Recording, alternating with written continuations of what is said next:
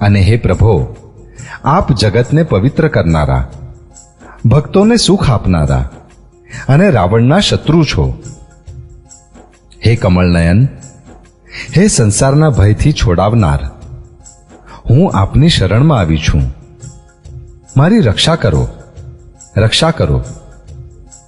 મુનિએ મને જે શાપ આપ્યો તે ઘણું જ સારું કર્યું.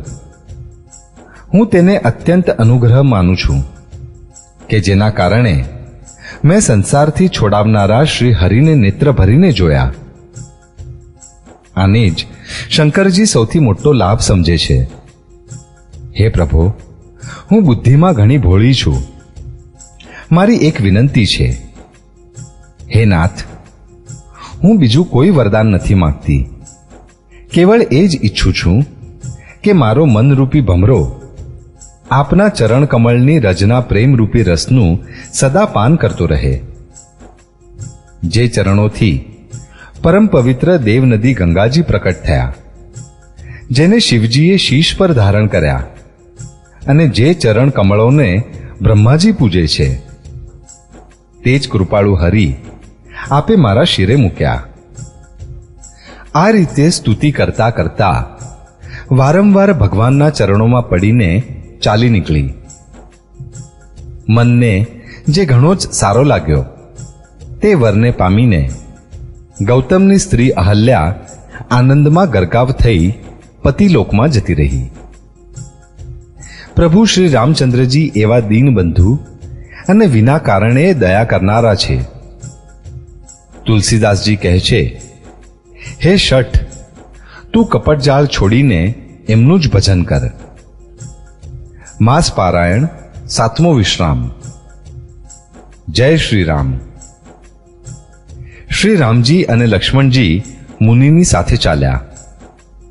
તેઓ ત્યાં ગયા કે જ્યાં જગતને પવિત્ર કરનારા ગંગાજી હતા.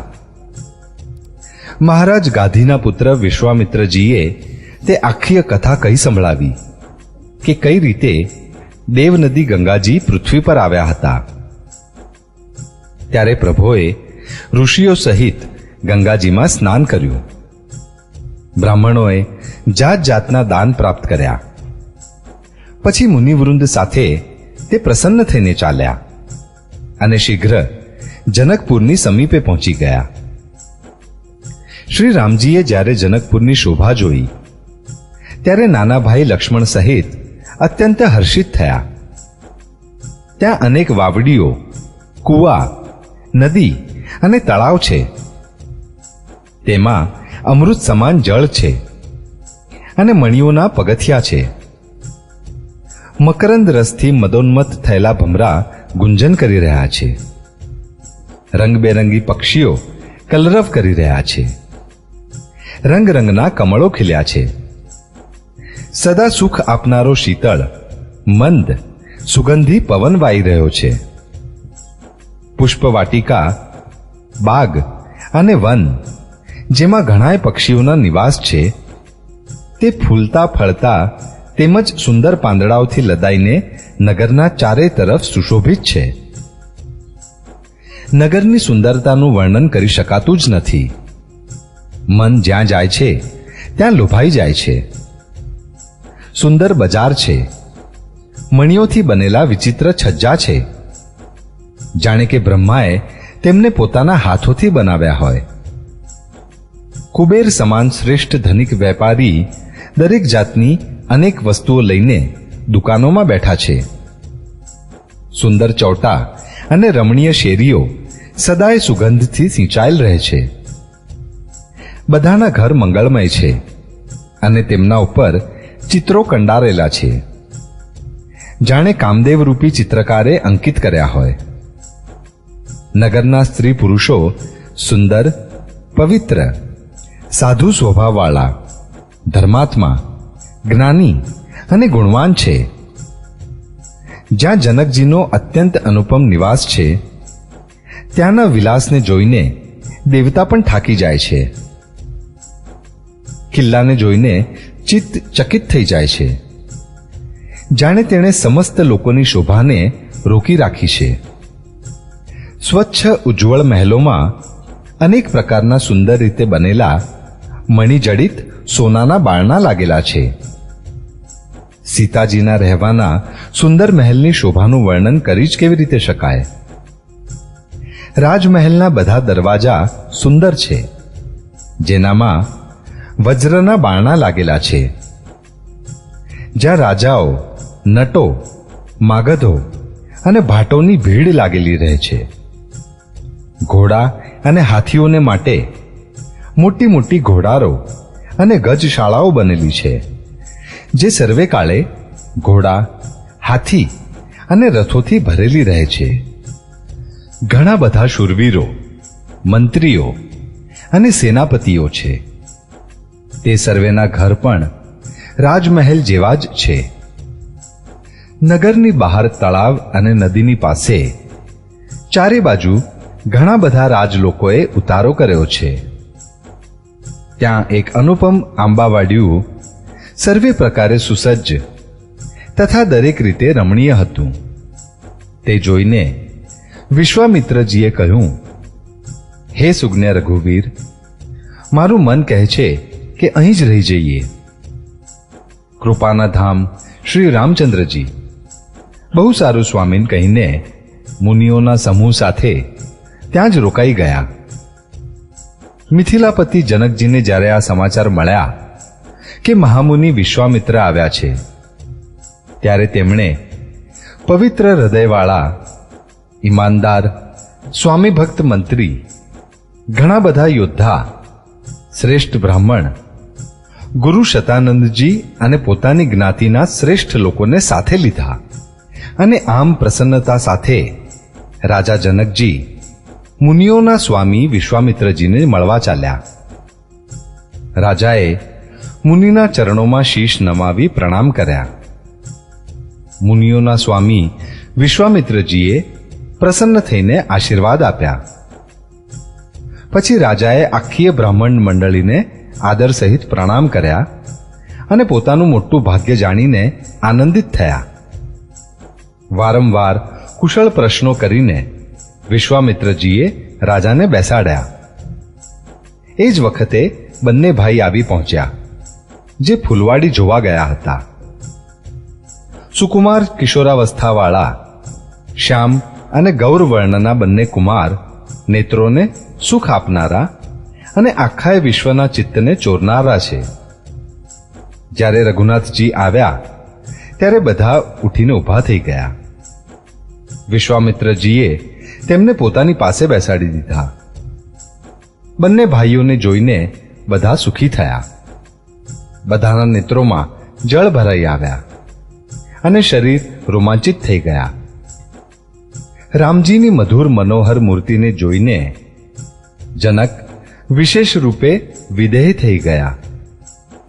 મનને પ્રેમમાં લીન જાણીને રાજા જનકે વિવેકનો આશ્રય લઈને ધીરજ ધારણ કર્યું અને મુનિના ચરણોમાં શીશ નમાવી ગદગદ ગંભીર વાણીમાં કહ્યું, હે નાથ, કહો, આ બંને સુંદર બાળક મુનિકુળના આભૂષણ છે કે કોઈ રાજવંશના રક્ષક, અથવા જેનું વેદોએ નેતિ નેતિ કહીને ગાન કર્યું છે? શું તે જ બ્રહ્મ તો યુગલરૂપ ધારણ કરીને નથી આવ્યું? મારું મન જે સ્વાભાવિક રૂપે જ વૈરાગ્ય રૂપ છે, આમને જોઈને એ રીતે મુગ્ધ થઈ રહ્યું છે જેમ ચંદ્રમાને જોઈને ચકોર. હે પ્રભો, એટલે જ હું આપને સત્ય ભાવે પૂછું છું. હે નાથ, બતાવો, છુપું ન રાખશો. એમને જોતા જ અત્યંત પ્રેમને વશ થઈને મારા મને જબરજસ્તીથી બ્રહ્મસુખને ત્યાગી દીધું છે.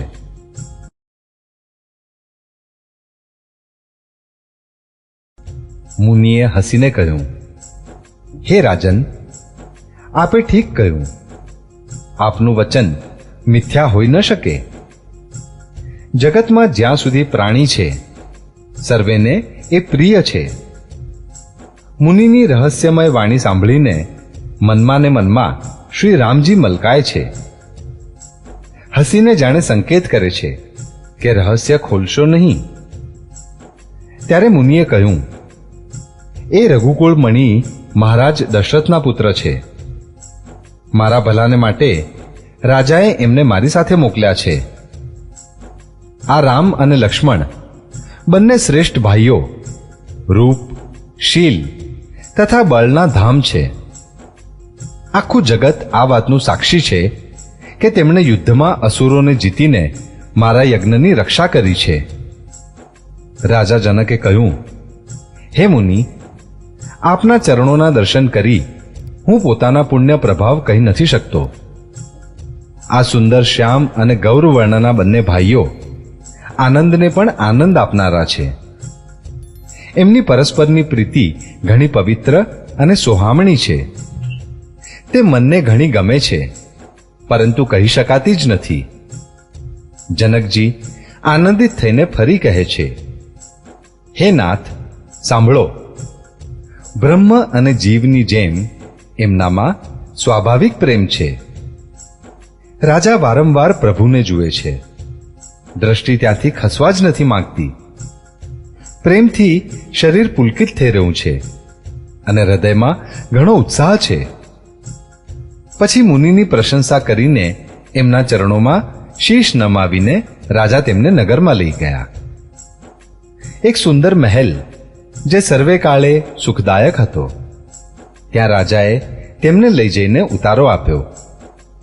તત્પશ્ચાત સર્વે પ્રકારે પૂજા અને સેવા કરીને રાજા વિદાય માગીને પોતાના ઘેર ગયા. રઘુકુળના શિરોમણી પ્રભુ શ્રી રામચંદ્રજી ઋષિઓની સાથે ભોજન અને વિશ્રામ કરીને ભાઈ લક્ષ્મણ સહિત બેઠા. તે સમયે પ્રહર માત્ર જેટલો દિવસ બાકી રહ્યો હતો. લક્ષ્મણજીના હૃદયમાં વિશેષ લાલસા છે કે જઈને જનકપુર જોઈ આવીએ, પરંતુ પ્રભુ શ્રી રામચંદ્રજીનો ડર છે અને વળી મુનિથી પણ શરમાય છે, એટલે પ્રકટમાં કશું કહેતા નથી. મનમાં ને મનમાં મલકાય છે. અંતર્યામી શ્રી રામચંદ્રજીએ નાના ભાઈના મનની દશા જાણી લીધી.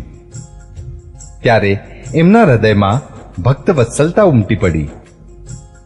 તેઓ ગુરુની આજ્ઞા મેળવી ઘણા જ વિનયની સાથે સંકોચાતા અને મલકાતા બોલ્યા, હે નાથ, લક્ષ્મણ નગર જોવા ઈચ્છે છે, પરંતુ આપના ડર અને સંકોચના લીધે સ્પષ્ટ નથી કહેતા. જો આપની આજ્ઞા પામું તો હું એમને નગર જોડાવીને તુરત જ પાછા લઈ આવું. આ સાંભળીને મુનીશ્વર વિશ્વામિત્રજીએ પ્રેમ સહિત વચનો કહ્યા, હે રામ, તમે નીતિની રક્ષા કેમ નહીં કરો? હે તાત, તમે ધર્મની મર્યાદાનું પાલન કરનારા અને પ્રેમને વશીભૂત થઈને સેવકોને સુખ આપનારા છો. સુખના નિધાન બંને ભાઈ જઈને નગર જોઈ આવો. પોતાના સુંદર મુખ દેખાડીને સર્વેના નેત્રોને સફળ કરો. બધાએ લોકોના નેત્રોને સુખ આપનારા બંને ભાઈઓ મુનિના ચરણ કમળોની વંદના કરીને ચાલ્યા. બાળકોના ટોળા તેમના સૌંદર્યની અત્યંત શોભા જોઈને સાથે જોડાઈ ગયા. તેમના નેત્ર અને મન આમના માધુર્ય પર લોભાઈ ગયા. બંને ભાઈઓના પીળા રંગના વસ્ત્રો છે. કમરમાં પીળા દુપટ્ટાથી ભાથા બાંધેલા છે. હાથોમાં સુંદર ધનુષબાણ સુશોભિત છે. શ્યામ અને ગૌરવર્ણના શરીરોને અનુકૂળ સુંદર ચંદનનો લેપ કર્યો છે. શ્યામ અને ગૌરાની મનોહર જોડી છે. સિંહના જેવી પુષ્ટ ગરદન છે. વિશાળ ભુજાઓ છે. છાતી ઉપર અત્યંત સુંદર ગજમુક્તાની માળા છે. સુંદર લાલ કમળના જેવા નેત્રો છે. ત્રણેય તાપથી છોડાવનારા ચંદ્રમાના જેવું મુખ છે. કાનોમાં સોનાના કર્ણફૂલ શોભા આપી રહ્યા છે અને જોતાં જ જોનારાના ચિત્તને જાણે ચોરી લે છે. તેમની દ્રષ્ટિ ઘણી મનોહર છે અને ભ્રમરો વાંકી અને સુંદર છે. લલાટ ઉપર તિલકની રેખાઓ એવી સુંદર છે જાણે મૂર્તિમંત શોભા ઉપર છાપ લગાવી દીધી હોય. શીશ ઉપર ચૌખણી ઉત્તમ ટોપીઓ છે. કાળા અને વાંકડિયા વાળ છે. બંને ભાઈ નખથી લઈને શિખા સુધી સુંદર છે અને સર્વે શોભા જ્યાં જેવી જોઈએ તેવી જ છે. જ્યારે પૂરવાસીઓને આ સમાચાર મળ્યા કે બંને રાજકુમાર નગર જોવાને માટે આવ્યા છે, ત્યારે તે સર્વે ઘરબાર અને સર્વે કામકાજ છોડીને એવા દોડ્યા જાણે ધનનો ખજાનો લૂંટવા દોડી પડ્યા હોય. સ્વભાવથી જ સુંદર બંને ભાઈઓને જોઈને તે લોકો નેત્રોનું ફળ પામીને સુખી થઈ રહ્યા છે. જુવાન સ્ત્રીઓ ઘરના ઝરૂખાઓમાં ઊભી રહી પ્રેમ સહિત શ્રી રામચંદ્રજીના રૂપને જોઈ રહી છે. તેઓ પરસ્પર ઘણા પ્રેમથી વાતો કરી રહી છે. હે સખી, આમણે કરોડો કામદેવોની શોભાને જીતી લીધી છે. દેવતા, મનુષ્ય, અસુર, નાગ અને મુનિઓમાં આવી શોભા તો ક્યાંય સાંભળવામાં પણ આવતી નથી. ભગવાન વિષ્ણુને 4 ભુજાઓ છે, બ્રહ્માજીને 4 મુખ છે, શિવજીનો વિકટ વેશ છે અને એમના 5 મુખ છે. હે સખી, બીજો કોઈ પણ દેવ એવો નથી કે જેની સાથે આ શોભાને ઉપમા આપી શકાય. એમની કિશોર અવસ્થા છે. એ સુંદરતાના ધામ શ્યામ અને ગૌરા રંગના તથા સુખના ધામ છે. એમના અંગે અંગ ઉપર કરોડો અરબો કામદેવોને ન્યોછાવર કરી દેવા જોઈએ. હે સખી, ભલા કહો તો એવો કોણ દેહધારી હશે જે આ રૂપને જોઈને મોહિત ન થઈ જાય? ત્યારે કોઈ બીજી સખી પ્રેમ સહિત કોમળ વાણીમાં બોલી, હે સમજુ, મેં જે સાંભળ્યું છે તેને સાંભળો. આ બંને રાજકુમાર મહારાજ દશરથજીના પુત્રો છે. બાળ રાજહંસોના જેવું સુંદર જોડું છે. તેઓ મુનિ વિશ્વામિત્રના યજ્ઞની રક્ષા કરનારા છે. તેમણે યુદ્ધના મેદાનમાં રાક્ષસોને માર્યા છે. જેમનું શ્યામ શરીર અને નેત્ર સુંદર કમળ જેવા છે, જેમ મારીચ અને સુબાહુના મદને ચૂર કરનારા અને સુખોની ખાણ છે, અને જેમણે હાથમાં ધનુષ બાણ ધરી રાખ્યા છે. તે કૌશલ્યાજીના પુત્ર છે. તેમનું નામ રામ છે. જેમનો રંગ ગૌર છે અને કિશોર અવસ્થા છે, અને જેઓ સુંદર વેશ બનાવી અને હાથમાં ધનુષ બાણ લઈને શ્રી રામજીની પાછળ પાછળ ચાલી રહ્યા છે. તે એમના નાના ભાઈ છે. તેમનું નામ લક્ષ્મણ છે. હે સખી, સાંભળો, તેમની માતા સુમિત્રા છે. બંને ભાઈ બ્રાહ્મણ વિશ્વામિત્રનું કાર્ય કરીને અને માર્ગમાં મુનિ ગૌતમની સ્ત્રી અહલ્યાનો ઉદ્ધાર કરીને અહીં ધનુષ્ય યજ્ઞ જોવા આવ્યા છે. આ સાંભળીને સર્વે સ્ત્રીઓ પ્રસન્ન થઈ.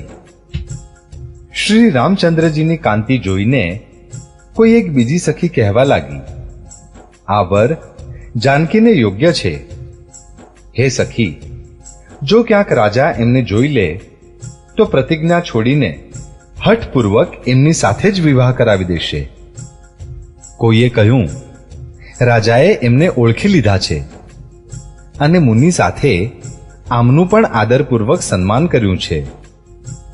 પરંતુ હે સખી, રાજા પોતાનું પ્રણ નથી છોડતો.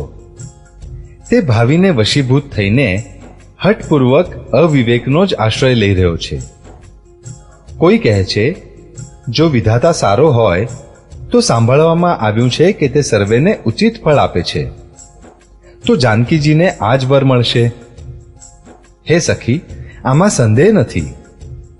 કદાચ દૈવયોગથી આવો સંજોગ બની જાય તો આપણે સૌ લોકો કૃતાર્થ થઈ જઈએ. હે સખી, મને તો આથી જ એટલી વધુ આતુરતા થઈ રહી છે કે આ સંબંધે ક્યારેક તેઓ અહીંયા આવશે. નહીં તો વિવાહ ન થયો તો હે સખી, સાંભળો, અમને એમના દર્શન દુર્લભ છે.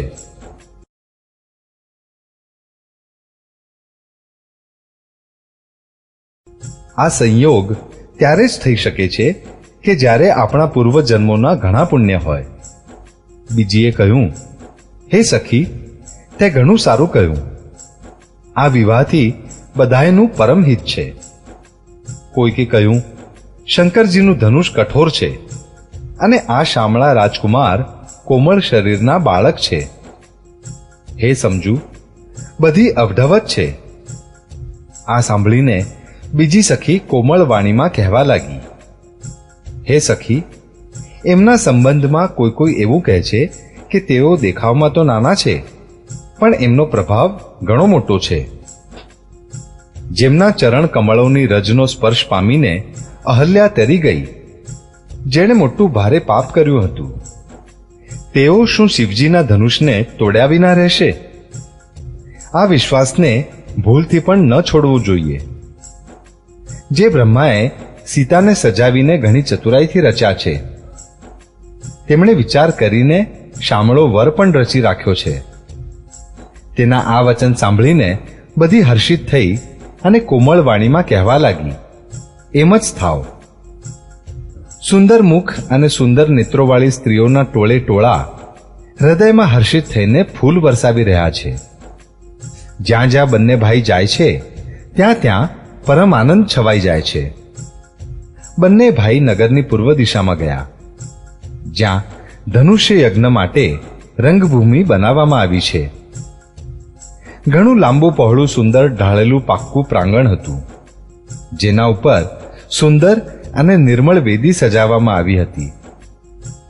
ચારેય બાજુ સોનાના મોટા મોટા મંચ બનાવેલા હતા, જેમના પર રાજાઓ બેસશે.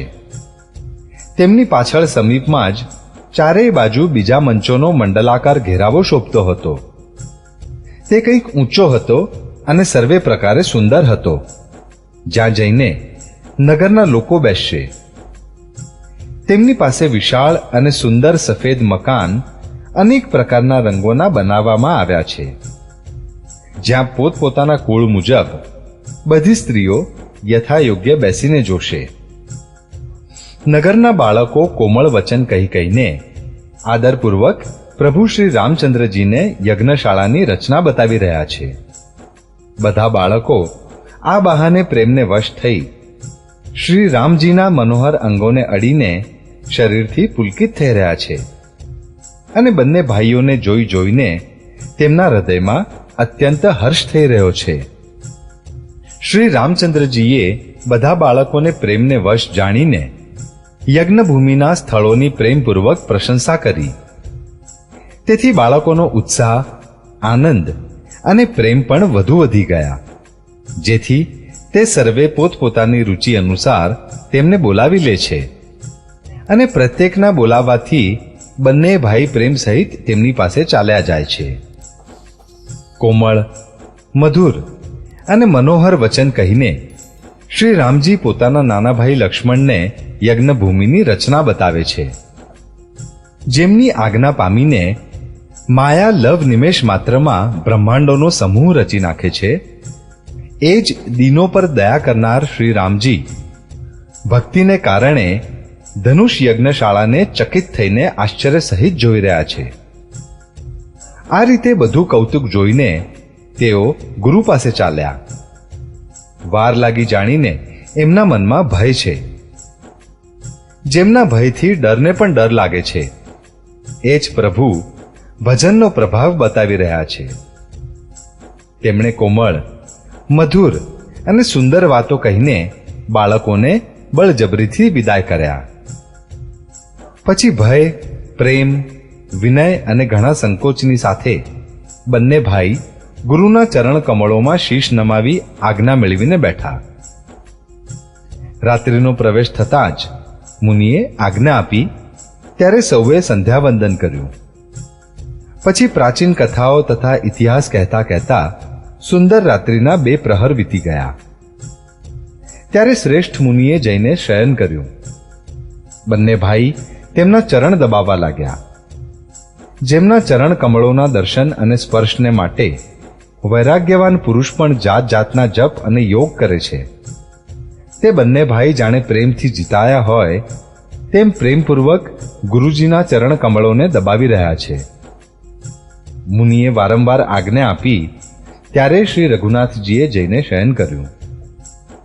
શ્રી રામજીના ચરણોને હૃદય સાથે ચાંપીને ભય અને પ્રેમ સહિત પરમ સુખનો અનુભવ કરતા લક્ષ્મણજી તેમને દબાવી રહ્યા છે. પ્રભુ શ્રી રામચંદ્રજીએ વારંવાર કહ્યું, હે તાત, હવે સૂઈ જાઓ.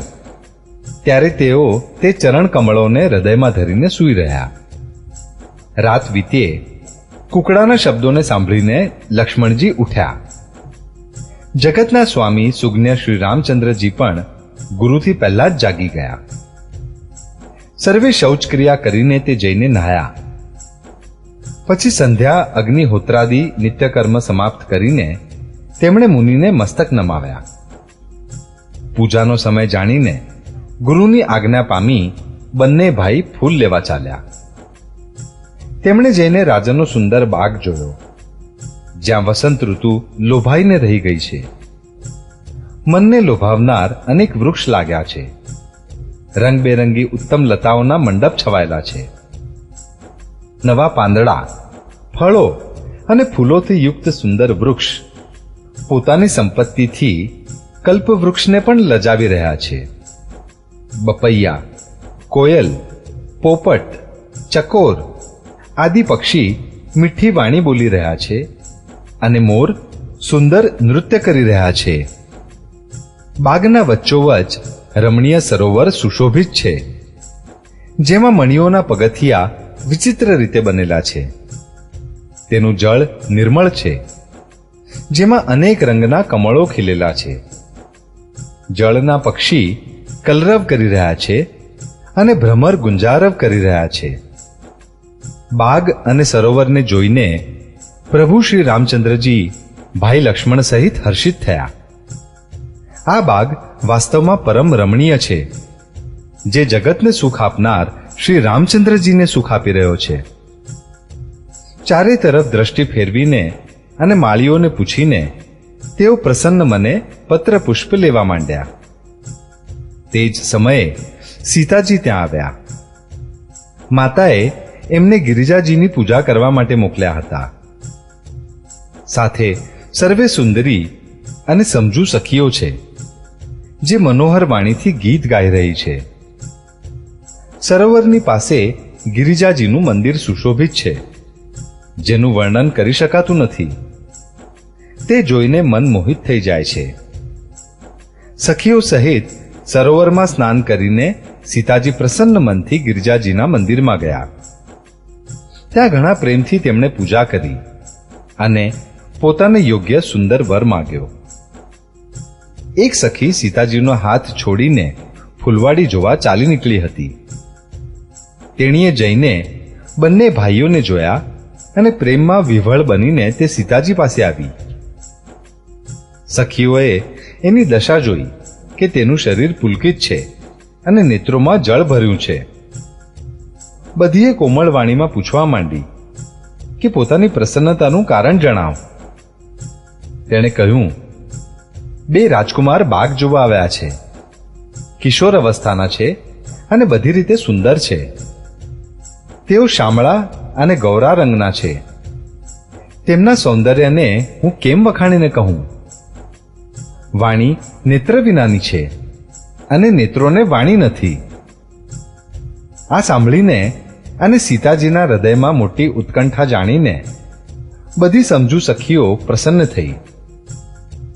ત્યારે એક સખી કહેવા લાગી, હે સખી, આ એ જ રાજકુમારો છે જે સાંભળ્યું છે કે કાલે વિશ્વામિત્ર મુનિની સાથે આવ્યા છે અને જેમણે પોતાના રૂપની મોહિની નાખીને નગરના સ્ત્રી પુરુષોને પોતાના વશમાં કરી લીધા છે.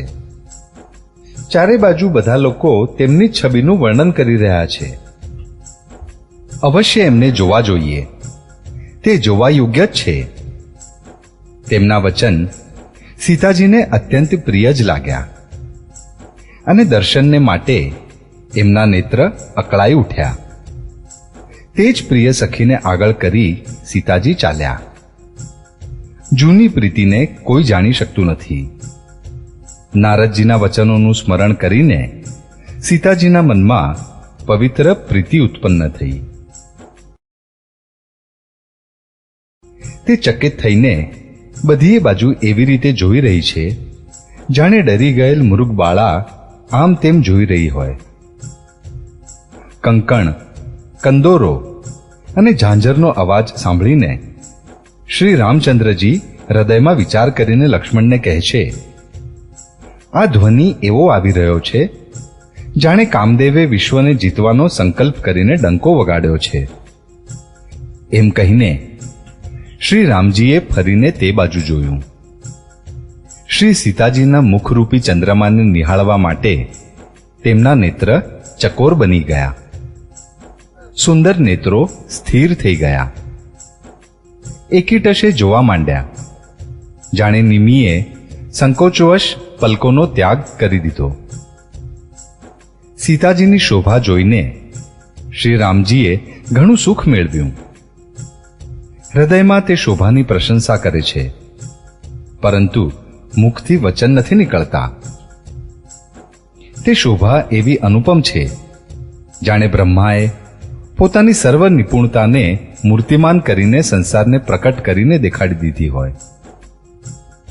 તે સીતાજીની શોભા સુંદરતાને પણ સુંદર કરનારી છે. તે એવી માલુમ પડે છે જાણે સુંદરતા રૂપી ઘરમાં દીપકની શિખા જલી રહી હોય. સર્વે ઉપમાઓને તો કવિઓએ એઠી કરી મૂકી છે. હું જનક નંદિની શ્રી સીતાજીને કોની ઉપમા આપું? આ રીતે હૃદયમાં સીતાજીની શોભાનું વર્ણન કરીને અને પોતાની દશાનો વિચાર કરીને પ્રભુ શ્રી રામચંદ્રજીએ પવિત્ર મને પોતાના નાના ભાઈ લક્ષ્મણને સમયાનુકૂળ વચન કહ્યા. હે તાત, આ એ જ જનકજીની કન્યા છે જેને માટે ધનુષ યજ્ઞ થઈ રહ્યો છે. સખીઓ એને ગૌરી પૂજનને માટે લઈ આવી છે. તેઓ ફૂલવાડીમાં પ્રકાશ રેલાવતી ફરી રહી છે. જેની અલૌકિક સુંદરતા જોઈને સ્વભાવથી જ પવિત્ર મારું મન ક્ષુબ્ધ થઈ ગયું છે. તે સર્વે કારણ તો વિધાતા જાણે. પરંતુ હે ભાઈ, સાંભળો, મારા મંગળદાયક અંગો ફરકી રહ્યા છે. રઘુવંશીઓનો આ સહજ સ્વભાવ છે કે એમનું મન ક્યારેય કુમાર્ગ ઉપર પગ નથી મૂકતું. મને તો પોતાના મનનો અત્યંત વિશ્વાસ છે જ કે જેણે સ્વપ્નમાં પણ પરાઈ સ્ત્રી પર દ્રષ્ટિ નથી નાખી.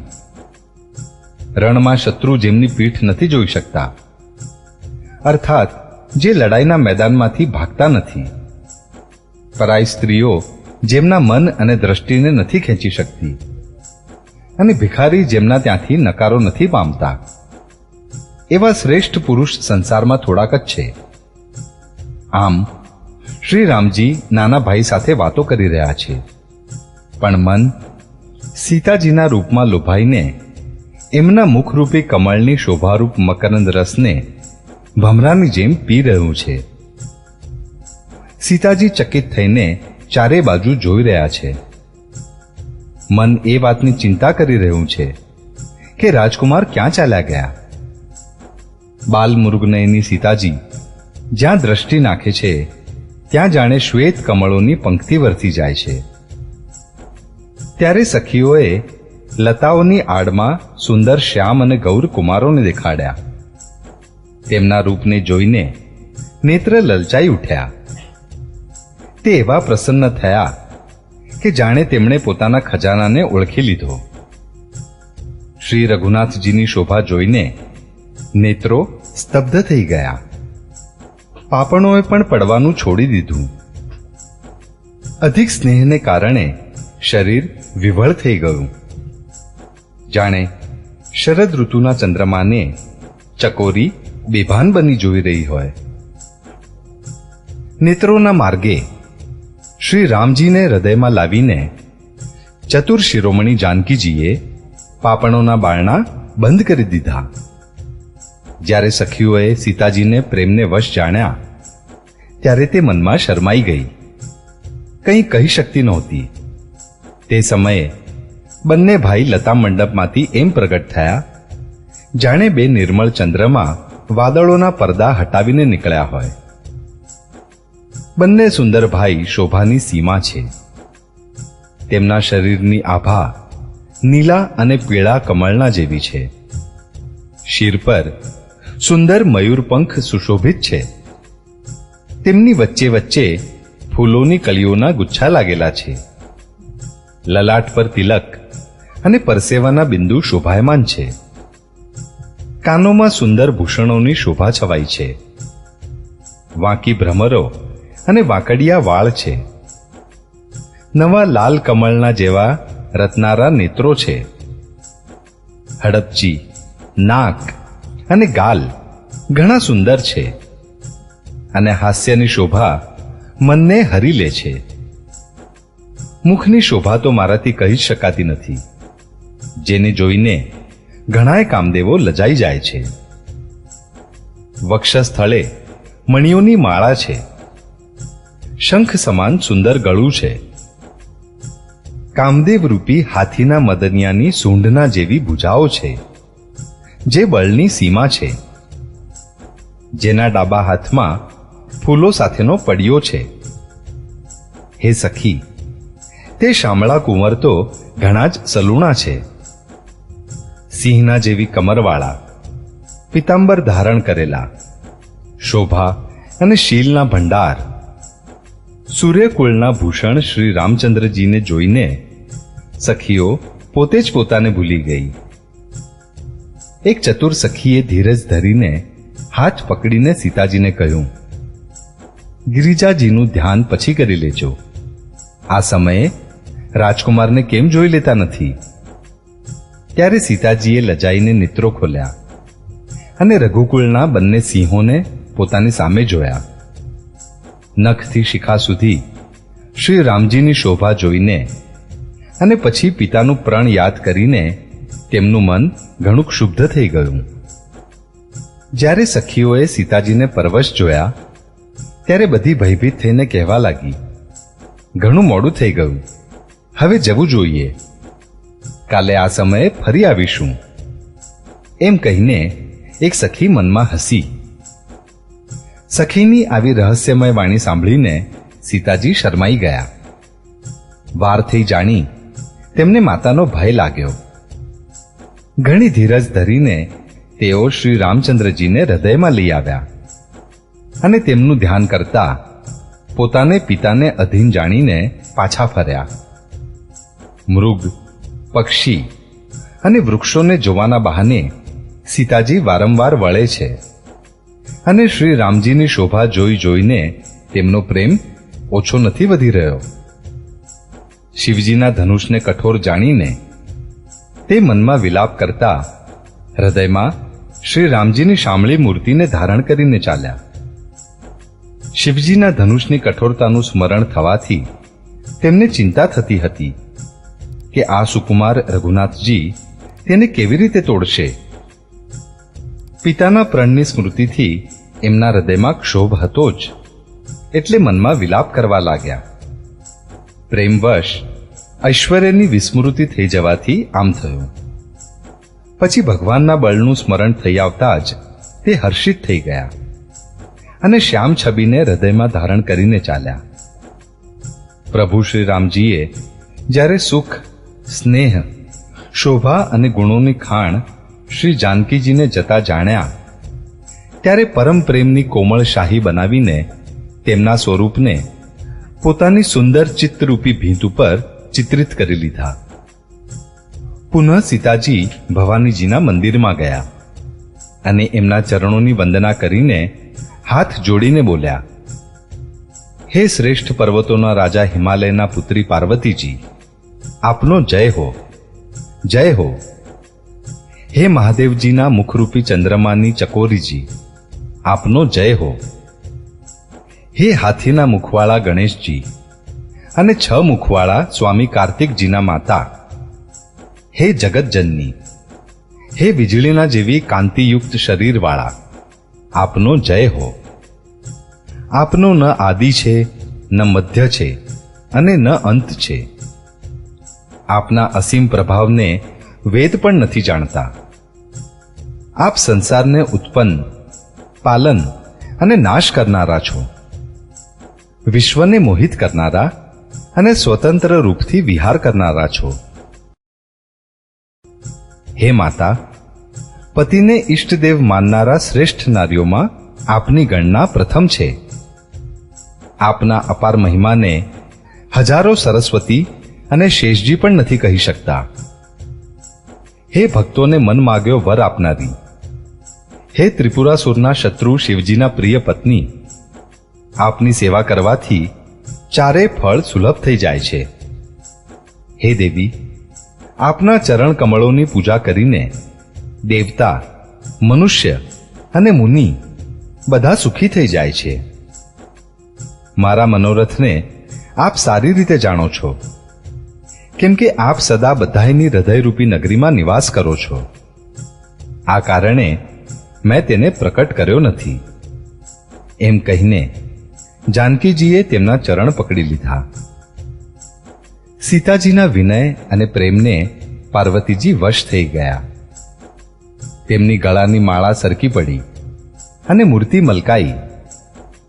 સીતાજીએ આદરપૂર્વક તે પ્રસાદને શિર પર ધારણ કર્યો. ગૌરીજીનું હૃદય હર્ષથી ઉભરાઈ ગયું અને તે બોલ્યા, હે સીતા, અમારી સત્ય આશીષ સાંભળો. તમારી મનોકામના પૂર્ણ થશે. નારદજીનું વચન સદા પવિત્ર અને સત્ય છે. જેમાં તમારું મન અનુરક્ત થયું છે એ જ વર તમને મળશે. જેમાં તમારું મન અનુરક્ત થઈ ગયું છે એ જ સહજ સુંદર શ્યામ વર તમને મળશે. તે દયાના ભંડાર અને સુજ્ઞ છે. તમારા શીલ અને સ્નેહને જાણે છે. આ રીતે શ્રી ગૌરીજીનો આશીર્વાદ સાંભળી જાનકી સહિત બધી સખીઓ હૃદયમાં હર્ષિત થઈ. તુલસીદાસજી કહે છે, ભવાનીજીને વારંવાર પૂજીને સીતાજી પ્રસન્ન મને રાજમહેલમાં પાછા ફર્યા. ગૌરીજીને અનુકૂળ જાણીને સીતાજીના હૃદયને જે હર્ષ થયો તે કહી શકાતો નથી. સુંદર મંગળોના મૂળ તેમના ડાબા અંગો ફરકવા લાગ્યા. શ્રી રામજી હૃદયમાં સીતાજીના સૌંદર્યની પ્રશંસા કરી રહ્યા છે. બંને ભાઈ ગુરુજી પાસે ગયા. શ્રી રામચંદ્રજીએ વિશ્વામિત્રજીને સઘળું જ કહી દીધું, કેમ કે એમનો સરળ સ્વભાવ છે. કપટ તો એમને સ્પર્શતું પણ નથી. ફૂલ પામીને મુનિએ પૂજા કરી. પછી બંને ભાઈઓને આશીર્વાદ આપ્યા કે તમારો મનોરથ સફળ થાવ. આ સાંભળીને શ્રી રામ લક્ષ્મણ પ્રસન્ન થયા. શ્રેષ્ઠ વિજ્ઞાની મુનિ વિશ્વામિત્રજી ભોજન કરીને કેટલીક પૌરાણિક કથાઓ કહેવા લાગ્યા. દિવસ વીતી ગયો અને ગુરુની આજ્ઞા પામી બંને ભાઈ સંધ્યા કરવા ચાલ્યા. ત્યાં પૂર્વ દિશામાં સુંદર ચંદ્રમાનો ઉદય થયો. શ્રી રામચંદ્રજીએ તેને સીતાના મુખના જેવો જોઈને સુખ મેળવ્યું. પછી મનમાં વિચાર આવ્યો કે આ ચંદ્રમા તો સીતાજીના મુખ સમાન નથી. ખારા સમુદ્રમાં એનો જન્મ, વળી એ જ સમુદ્રમાં ઉત્પન્ન થવાને કારણે વિષ એનો ભાઈ. દિવસે તો એ મલિન રહે છે અને કલંકી છે. બિચારો શોભાનો દરિદ્રી ચંદ્રમા સીતાજીના મુખની બરાબરી કેમ પામી શકે? વળી એ ઘટે વધે છે અને વિરહિણી સ્ત્રીઓને દુઃખ આપનારો છે. રાહુ પોતાની સંધિમાં પામીને એને ગ્રસી લે છે. ચક્રવાકને શોક આપનારો અને કમળનો વેરી છે. હે ચંદ્રમા, તારામાં ઘણાય અવગુણ છે જે સીતાજીમાં નથી. આથી જાનકીજીના મુખની તને ઉપમા આપવાથી ઘણું અનુચિત કર્મ કર્યાનો દોષ લાગશે. આ રીતે ચંદ્રમાના બહાને સીતાજીના મુખની શોભાનું વર્ણન કરીને રાત ઘણી થયેલી જાણી તેઓ ગુરુજી પાસે ગયા. મુનિના ચરણ કમળોમાં પ્રણામ કરીને આજ્ઞા મેળવી વિશ્રામ કર્યો. રાત વીત્યા પછી શ્રી રઘુનાથજી જાગ્યા અને ભાઈને જોઈને એમ કહેવા લાગ્યા, હે તાત, જુઓ, કમળ, ચક્રવાક અને સમસ્ત સંસારને સુખ આપનાર અરુણોદય થયો છે. લક્ષ્મણજી બંને હાથ જોડીને પ્રભુના પ્રભાવને સૂચિત કરનારી કોમળ વાણી બોલ્યા. અરુણોદય થવાથી કુમુદિની સંકોચાઈ ગઈ અને તારાગણોનો પ્રકાશ ફીકો પડી ગયો. જે રીતે આપના આવવાનું સાંભળીને સર્વે રાજા બળહીન થઈ ગયા છે. બધા રાજારૂપી તારા અજવાળું કરે છે, પણ તે ધનુષરૂપી મહાન અંધકારને હટાવી નથી શકતા. રાત્રિનો અંત થવાથી જેમ કમળ, ચક્રવાક, ભમરા અને અનેક પ્રકારના પક્ષીઓ હર્ષિત થઈ રહ્યા છે, એવી જ રીતે હે પ્રભુ, આપના સર્વે ભક્તો ધનુષ તૂટતા સુખી થશે. સૂર્ય ઉદય થયો, વગર પરિશ્રમે અંધકાર નષ્ટ થઈ ગયો, તારા સંતાઈ ગયા, સંસારમાં તેજનો પ્રકાશ થઈ ગયો. હે રઘુનાથજી, સૂર્યએ પોતાના ઉદયના બહાને બધા રાજાઓને પ્રભુનો પ્રતાપ દેખાડ્યો છે. આપની ભુજાઓના બળની મહિમાને ઉદ્ઘાટિત કરવા માટે જ ધનુષ તોડવાની આ પદ્ધતિ પ્રકટ થઈ છે. ભાઈના વચન સાંભળીને પ્રભુ મલકાયા. વળી સ્વભાવથી જ પવિત્ર શ્રી રામજીએ શૌચથી નિવૃત્ત થઈને સ્નાન કર્યું અને નિત્ય કર્મ કરીને તેઓ ગુરુજીની પાસે આવ્યા. આવીને તેમણે ગુરુજીના સુંદર ચરણ કમળોમાં શીશ નમાવ્યું. ત્યારે જનકજીએ શતાનંદજીને બોલાવ્યા અને તેમને તરત જ વિશ્વામિત્ર મુનિની પાસે મોકલ્યા. તેમણે વિશ્વામિત્રજીની પાસે આવીને જનકજીની વિનંતી સંભળાવી. વિશ્વામિત્રજીએ હર્ષિત થઈને બંને ભાઈઓને બોલાવ્યા. શતાનંદજીના ચરણોની વંદના કરીને પ્રભુ શ્રી રામચંદ્રજી ગુરુજીની સમીપ જઈ બેઠા. ત્યારે મુનિએ કહ્યું, હે તાત, ચાલો, જનકજીએ બોલાવા મોકલ્યા છે. જઈને સીતાજીનો સ્વયંવર જોવો જોઈએ. જોઈએ ઈશ્વર કોને મોટાઈ આપે છે. લક્ષ્મણજીએ કહ્યું, હે નાથ, જેના પર આપની કૃપા હશે તે જ મોટાઈનું પાત્ર થશે. આ શ્રેષ્ઠ વાણી સાંભળીને સર્વમુનિ પ્રસન્ન થયા. બધાએ સુખ માનીને આશીર્વાદ આપ્યા. પછી મુનિઓના સમૂહ સહિત કૃપાળુ શ્રી રામચંદ્રજી ધનુષ યજ્ઞશાળા જોવા ચાલ્યા. બંને ભાઈ રંગભૂમિમાં આવ્યા છે આવી ખબર જ્યારે બધા નગરવાસીઓને પડી, ત્યારે બાળક, જવાન, વૃદ્ધ, સ્ત્રી, પુરુષ બધાએ ઘર અને કામકાજને ભૂલાવીને ચાલી નીકળ્યા. જ્યારે જનકજીએ જોયું કે ભારે ભીડ થઈ ગઈ છે, ત્યારે તેમણે સર્વ વિશ્વાસપાત્ર સેવકોને બોલાવી લીધા અને કહ્યું, તમે લોકો તરત બધા લોકોની પાસે જાઓ અને હર કોઈને યથાયોગ્ય આસન આપો. તે સેવકોએ કોમળ અને નમ્ર વચન કહીને ઉત્તમ, મધ્યમ, નીચ અને લઘુ સ્ત્રી પુરુષોને પોતપોતાના યોગ્ય સ્થાન પર બેસાડ્યા. તે જ સમયે રામ અને લક્ષ્મણ ત્યાં આવ્યા. એ એવા સુંદર છે જાણે સાક્ષાત મનોહરતા જ તેમના શરીરો પર છવાઈ રહી હોય. સુંદર શ્યામ અને ગૌર એમનું શરીર છે. તે ગુણોના સમુદ્ર, ચતુર અને ઉત્તમ વીર છે. તે બંને સુંદર ભાઈ રાજાઓના સમાજમાં એવા સુશોભિત થઈ રહ્યા છે જાણે તારા ગણોની વચ્ચે બે પૂર્ણ ચંદ્રમા હોય. જેમની જેવી ભાવના હતી પ્રભુની મૂર્તિ તેમણે તેવી જ જોઈ. મહાન રણધીર શ્રી રામચંદ્રજીના રૂપને એમ જોઈ રહ્યા છે જાણે સ્વયં વીર રસે દેહ ધારણ કરેલો હોય. કુટિલ રાજા પ્રભુને જોઈને ડરી ગયા, જાણે મોટી ભયાનક મૂર્તિ હોય. છળથી જે રાક્ષસ ત્યાં રાજાઓના વેશમાં બેઠા હતા તેમણે પ્રભુને પ્રત્યક્ષ કાળના જેવા જોયા. નગર નિવાસીઓએ બંને ભાઈઓને મનુષ્યોના ભૂષણ રૂપે અને નેત્રોને સુખ આપનાર જોયા. સ્ત્રીઓ હૃદયમાં હર્ષ પામીને પોતપોતાની રુચિના અનુસાર એમને જોઈ રહી છે.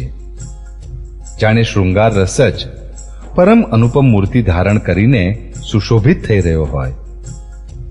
વિદ્વાનોને પ્રભુ વિરાટ સ્વરૂપે દેખાયા, જેમના ઘણા જ મુખ, હાથ, પગ, નેત્ર અને શીર છે. જનકજીના કુટુંબી પ્રભુને એવી રીતે જોઈ રહ્યા છે જેમ સગા સંબંધી પ્રિય લાગે છે. જનક સહિત રાણીઓ તેમને પોતાના બાળક સમાન જુએ છે. તેમની પ્રીતિનું વર્ણન નથી કરી શકાતું. યોગીઓને તે શાંત, શુદ્ધ, સમ અને સ્વતઃ પ્રકાશ પરમ તત્વ રૂપે દેખાયા. હરિભક્તોએ બંને ભાઈઓને સર્વ સુખ આપનારા ઈષ્ટદેવ સમાન જોયા. સીતાજી જે ભાવથી શ્રી રામચંદ્રજીને જોઈ રહ્યા છે તે સ્નેહ અને સુખ તો કહેવાતું જ નથી. તેનો હૃદયમાં અનુભવ તેઓ કરી રહ્યા છે, પરંતુ તેઓ પણ તેને કહી શકતા નથી. તો કોઈ કવિ તેને કઈ રીતે કહી શકે? આ રીતે જેમને જેવો ભાવ હતો તેણે કૌશલાધીશ શ્રી રામચંદ્રજીને તેવા જ જોયા. સુંદર શ્યામ અને ગૌર શરીરવાળા તથા વિશ્વભરના નેત્રોને ચોરનારા કૌશલાધીશના કુમાર રાજસભામાં આ રીતે સુશોભિત થઈ રહ્યા છે. બંને મૂર્તિઓ સ્વભાવથી જ મનને હરનારી છે. કરોડો કામદેવોની ઉપમા પણ તેમને માટે તુચ્છ છે. તેમના સુંદર મુખ શરદ પૂર્ણિમાના ચંદ્રમાની પણ નિંદા કરનારા છે, અને કમળના જેવા નેત્રો મનને બહુ જ ગમે છે. સુંદર ચિતવન કામદેવના મનને પણ હરનારી છે. તે હૃદયને ઘણી જ પ્રિય લાગે છે, પરંતુ તેનું વર્ણન કરી નથી શકાતું. સુંદર ગાલ છે, કાનોમાં ચંચળ કુંડળ છે, હડપચી અને હોઠ સુંદર છે, કોમળ વાણી છે. હાસ્ય ચંદ્રમાના કિરણોનો તિરસ્કાર કરનારું છે. વાંકી ભ્રમરો અને નાસિકા મનોહર છે. પહોળા લલાટ ઉપર તિલક ઝળકી રહ્યું છે. કાળા વાંકડિયા વાળોને જોઈને ભમરાઓની પંક્તિઓ પણ લજાઈ જાય છે. પીળી ચૌખણી ટોપીઓ શિરો પર સુશોભિત છે, જેની વચ્ચે વચ્ચે ફૂલોની કળીઓ બનાવેલી છે. શંખના સમાન સુંદર ગળામાં મનોહર 3 રેખાઓ છે, જે જાણે કે ત્રણેય લોકોની સુંદરતાની સીમા છે. હૃદયો પર ગજમુક્તાઓના સુંદર કંઠા અને તુલસીની માળાઓ સુશોભિત છે. તેમના ખભા બળદોના ખભાની જેમ ઊંચા તથા પુષ્ટ છે. છટા સિંહના જેવી છે, અને ભુજાઓ વિશાળ અને બળનો ભંડાર છે. કમરમાં ભાથો અને પિતાંબર બાંધેલા છે. જમણા હાથોમાં બાણ અને ડાબા સુંદર ખભાઓ પર ધનુષ તથા પીળી જનોઈ સુશોભિત છે. નખથી લઈને શિખા સુધી સર્વે અંગ સુંદર છે. તેની પર મહાન શોભા છવાયેલી છે. તેમને જોઈને સર્વે લોકો સુખી થયા. નેત્રો એકી ટશે છે અને કીકીઓ પણ ફરતી નથી. જનકજી બંને ભાઈઓને જોઈને હરખાયા. ત્યારે તેમણે જઈને મુનિના ચરણકમળ પકડી લીધા. વિનંતી કરીને પોતાની કથા સંભળાવી અને મુનિને આખી રંગભૂમિ બતાવી. મુનિની સાથે બંને શ્રેષ્ઠ રાજકુમાર જ્યાં જ્યાં જાય છે ત્યાં ત્યાં હર કોઈ આશ્ચર્યચકિત થઈ જોવા લાગે છે. બધાએ રામજીને પોતપોતાની બાજુ જ મુખ કરેલા જોયા, પરંતુ તેનું કંઈ પણ વિશેષ રહસ્ય કોઈ ન જાણી શક્યું. મુનિએ રાજાને કહ્યું, રંગભૂમિની રચના ઘણી સુંદર છે. વિશ્વામિત્ર જેવા નિસ્પૃહ, વિરક્ત અને જ્ઞાની મુનિ થકી રચનાની પ્રશંસા સાંભળીને રાજા પ્રસન્ન થયા અને એમને મોટું સુખ મળ્યું. સર્વે મંચોમાં એક મંચ અધિક સુંદર, ઉજ્જવળ અને વિશાળ હતો. સ્વયં રાજાએ મુનિ સહિત બંને ભાઈઓને તેની પર બેસાડ્યા. પ્રભુને જોઈને સર્વે રાજા હૃદયથી એવી રીતે હારી ગયા જેમ પૂર્ણ ચંદ્રમાનો ઉદય થવાથી તારા પ્રકાશહીન થઈ જાય છે. બધાના મનમાં એવો વિશ્વાસ થઈ ગયો કે રામચંદ્રજી જ ધનુષને તોડશે, એમાં કોઈ સંશય નથી.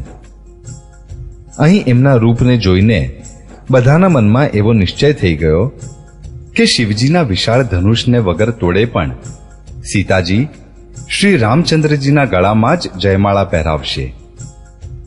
હે ભાઈઓ, આવો વિચાર કરી યશ, પ્રતાપ, બળ અને તેજ ખોઈને પોતપોતાના ઘેર ચાલો. બીજા રાજાઓ જેઓ અવિવેકથી આંધળા થઈ રહ્યા હતા અને અભિમાની હતા, તેઓ આ વાત સાંભળીને બહુ હસ્યા. તેમણે કહ્યું, ધનુષ તોડવા છતાંય વિવાહ થવો કઠિન છે, તો તોડ્યા વિના તો રાજકુમારીને પરણી જ કોણ શકે છે? કાળ જ કેમ ન હોય? એકવાર તો સીતાને માટે તેને પણ અમે યુદ્ધમાં જીતી લઈશું. આ ઘમંડની વાત સાંભળી બીજા રાજા, જે ધર્માત્મા, હરિભક્ત અને સમજુ હતા, તે મલકાયા. તેમણે કહ્યું, રાજાઓના ગર્વને હરીને શ્રી રામચંદ્રજી સીતાજીને પરણશે. રહી યુદ્ધની વાત, તો મહારાજ દશરથના રણબંકા પુત્રોને યુદ્ધમાં તો જીતી જ કોણ શકે છે? ગાલ વગાડી વ્યર્થ જ ન મરો. મનના લાડવાઓથી પણ ક્યાંય ભૂખ મટે છે? અમારી પરમ પવિત્ર શિખામણ સાંભળીને સીતાજીને પોતાના અંતરમાં સાક્ષાત જગતજનની સમજો અને શ્રી રઘુનાથજીને જગતના પિતા સમજીને નેત્રો ભરીને એમની શોભા જોઈ લો. આવો અવસર વારંવાર નહીં મળે. સુંદર સુખ આપનારા અને સમસ્ત ગુણોનો ભંડાર એ બંને ભાઈ શિવજીના હૃદયમાં વસનારા છે. સમીપ આવેલા અમૃતના સમુદ્રને છોડીને તમે મૃગજળને જોઈને દોડીને કેમ મરો છો? તો જેને જે સારું લાગે તે જ કરો. અમે તો શ્રી રામચંદ્રજીના દર્શન કરીને આજે જન્મ લેવાનું ફળ પામી લીધું છે. આમ કહીને ભલા રાજા પ્રેમમગ્ન થઈને શ્રી રામજીનું અનુપમ રૂપ જોવા લાગ્યા. દેવતા લોકો પણ આકાશમાં વિમાનો પર ચડીને દર્શન કરી રહ્યા છે અને સુંદર ગાન કરતા ફૂલ વરસાવી રહ્યા છે. ત્યારે સુઅવસર જાણીને જનકજીએ સીતાજીને બોલાવડાવ્યા. બધી ચતુર અને સુંદર સખીઓ આદરપૂર્વક એમને લેવા ચાલી. રૂપ અને ગુણોની ખાણ જગત જનની જાનકીજીની શોભાનું વર્ણન થઈ શકે એમ નથી. તેમના માટે મને કાવ્યની બધી ઉપમાઓ તુચ્છ લાગે છે, કેમ કે તે લૌકિક સ્ત્રીઓના અંગો સાથે અનુરાગ રાખનારી છે. સીતાજીના વર્ણનમાં એ જ ઉપમાઓને આપીને કોણ કુકવિ કહેવડાવે અને અપયશનો ભાગી બને? જો કોઈ સ્ત્રી સાથે સીતાજીની સરખામણી કરવામાં આવે તો જગતમાં આવી સુંદર યુવતી છે જ ક્યાં? સરસ્વતી તો બહુ બોલનારા છે, પાર્વતી અર્ધાંગના છે. કામદેવની સ્ત્રી રતિ પતિને શરીર વિનાના જાણીને ઘણી દુઃખી રહે છે, અને જેમના વિષ અને મદ્ય જેવા પ્રિય ભાઈ છે તેવા લક્ષ્મી સમાન તો જાનકીજીને કહી જ કેમ શકાય? જે લક્ષ્મીજીની વાત ઉપર કહેવાય છે તે નીકળ્યા હતા ખારા સમુદ્રમાંથી, જેને મથવા માટે ભગવાને અતિ કર્કશ પીઠવાળા કાચબાનું રૂપ ધારણ કર્યું. દોરડું બનાવ્યું મહાન વિષધર વાસુકી નાગનું. રવૈયાનું કામ કર્યું અતિશય કઠોર મંદરાચળ પર્વતે, અને એને વલોવ્યો બધા દેવતાઓ અને દૈત્યોએ મળીને. જે લક્ષ્મીને અતિશય શોભાની ખાણ અને અનુપમ સુંદરી કહેવામાં આવે છે, તેને પ્રકટ કરવામાં હેતુ બન્યા આ બધા અસુંદર અને સ્વાભાવિક રૂપે જ કઠોર ઉપકરણો. આવા ઉપકરણોથી પ્રકટ થયેલ લક્ષ્મી જાનકીજીની સમાનતા કેમ મેળવી શકે? હા, એના વિપરીત જો શોભારૂપ અમૃતનો સમુદ્ર હોય, પરમ રૂપમય એ જ કચ્છપ ભગવાન હોય, શોભારૂપ દોરડું હોય, શૃંગાર રસ પર્વત હોય, અને તે શોભાના સમુદ્રને સ્વયં કામદેવ પોતાના જ કરકમળોથી મથે, એવી રીતે સંયોગ થવાથી જ્યારે સુંદરતા અને સુખના મૂળ લક્ષ્મી ઉત્પન્ન થાય તો પણ કવિ લોકો તેને ઘણા સંકોચની સાથે સીતાજીના સમાન કહેશે. જે સુંદરતાના સમુદ્રને કામદેવ મથશે તે સુંદરતા પણ પ્રાકૃત લૌકિક સુંદરતા જ હશે, કારણ કે કામદેવ સ્વયં પણ ત્રિગુણમયી પ્રકૃતિનો જ વિકાર છે. માટે તે સુંદરતાને મથીને પ્રકટ કરેલી લક્ષ્મી પણ ઉપયુક્ત લક્ષ્મીની અપેક્ષાએ કંઈક અધિક સુંદર અને દિવ્ય હોવા છતાંય હશે તો પ્રાકૃત જ. માટે એની સાથે પણ જાનકીજીની સરખામણી કરવી કવિને માટે ઘણા સંકોચની વાત હશે. જે સુંદરતાથી જાનકીજીનો દિવ્યાતિદિવ્ય પરમ દિવ્ય વિગ્રહ બન્યો છે, તે સુંદરતા ઉપયુક્ત સુંદરતાથી અલગ અપ્રાકૃત છે. વસ્તુતઃ લક્ષ્મીજીનું અપ્રાકૃત રૂપ પણ એ જ છે. તે કામદેવના મથવાથી ન આવી શકે અને તે જાનકીજીનું સ્વરૂપ જ છે, માટે તેમનાથી ભિન્ન નહીં. અને ઉપમા આપી છે ભિન્ન વસ્તુની સાથે. આ સિવાય જાનકીજી પ્રકટ થયા છે સ્વયં પોતાના મહિમાથી. તેમને પ્રકટ કરવા માટે કોઈ ભિન્ન ઉપકરણની અપેક્ષા નથી. અર્થાત શક્તિ શક્તિમાનથી અભિન્ન અદ્વૈત તત્વ છે, એટલે અનુપમેય છે. આ ગૂઢ દાર્શનિક તત્વ ભક્ત શિરોમણી કવિએ આ અભૂતોપમાલંકાર થકી ઘણી જ સુંદરતાથી વ્યક્ત કર્યું છે. સમજુ સખીઓ સીતાજીને સાથે લઈને મનોહર વાણીથી ગીત ગાતા ચાલી. સીતાજીના નવલ શરીર પર સુંદર સાડી સુશોભિત છે. જગત જનનીની મહાન શોભા અતુલનીય છે. સર્વે આભૂષણ પોતપોતાની જગ્યાએ શોભિત છે, જેને સખીઓએ અંગે અંગમાં સારી રીતે સજાવીને પહેરાવ્યા છે. જ્યારે સીતાજીએ રંગભૂમિમાં પગ મૂક્યો ત્યારે તેમનું દિવ્ય રૂપ જોઈને સ્ત્રી પુરુષ સર્વે મોહિત થઈ ગયા. દેવતાઓએ હરખાઈને નગારા વગાડ્યા અને પુષ્પો વરસાવી અપ્સરાઓ ગાવા લાગી. સીતાજીના કરકમળોમાં જયમાળા સુશોભિત છે. તેમણે સર્વે રાજાઓ પર અચાનક એક ઉડતી નજર નાખી. સીતાજી ચકિત મનથી કેવળ શ્રી રામજીને ખોળવા લાગ્યા. ત્યારે સર્વે રાજાઓ મોહને વશ થઈ ગયા. સીતાજીએ મુનિની પાસે બેઠેલા બંને ભાઈઓને જોયા તો એમના નેત્ર પોતાનો ખજાનો પામીને લલચાઈને ત્યાં જ લાગી ગયા. પરંતુ ગુરુજનોની લાજથી તથા બહુ મોટા સમાજને જોઈને સીતાજી લજાઈ ગયા. તે શ્રી રામચંદ્રજીને હૃદયમાં લાવીને સખીઓની તરફ જોવા લાગ્યા. શ્રી રામચંદ્રજીનું રૂપ અને સીતાજીની શોભા જોઈને સ્ત્રી પુરુષોએ પલકારા ત્યાગી દીધા. બધા પોતાના મનમાં વિચારી રહ્યા છે, પણ કહેતા સંકોચાય છે. મનમાં ને મનમાં તેઓ વિધાતાને પ્રાર્થના કરે છે, હે વિધાતા, જનકની મૂળતાને શીઘ્ર હરી લો અને અમારા જેવી જ એવી સુંદર બુદ્ધિ એમને આપો કે જેથી વિચાર કર્યા વગર રાજા પોતાનું પ્રણ છોડીને સીતાજીનો વિવાહ રામજી સાથે કરી દે. સંસાર તેમને ભલો જ કહેશે, કેમ કે આ વાત હર કોઈને સારી લાગે છે. હઠ કરવાથી અંતે હૃદય બળશે. સર્વે લોકો એ જ લાલસામાં લીન થઈ રહ્યા છે કે જાનકીજીને યોગ્ય વર તો આ શામળો જ છે. પછી રાજા જનકે ભાટોને બોલાવ્યા. તેઓ બિરુદાવલી ગાતા ચાલ્યા આવ્યા. રાજાએ કહ્યું, જઈને મારું પ્રણ સર્વેને કહો. ભાટ ચાલ્યા. તેમના હૃદયમાં આનંદ ઓછો ન હતો. ભાટોએ શ્રેષ્ઠ વચનો કહ્યા. હે પૃથ્વીનું પાલન કરનારા સર્વે રાજાગણો, સાંભળો. અમે પોતાની ભુજાઓ ઉઠાવીને જનકજીનું વિશાળ પ્રણ કહીએ છીએ. રાજાઓની ભુજાઓનું બળ ચંદ્રમા છે.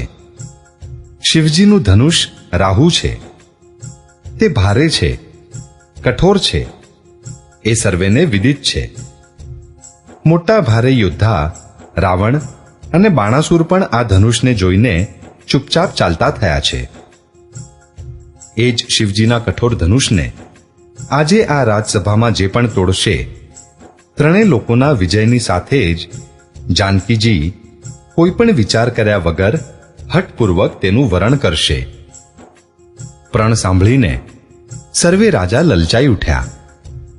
જે વીરતાના અભિમાની હતા તે મનમાં ઘણા જ તમતમાયા. કમર કસીને અકળાઈને ઉઠ્યા અને પોતાના ઈષ્ટ દેવોને શીશ નમાવીને ચાલ્યા. તેઓ રોષથી શિવજીના ધનુષ તરફ તાકીને જુએ છે અને પછી લક્ષ્ય પર દ્રષ્ટિ જમાવીને તેને પકડે છે.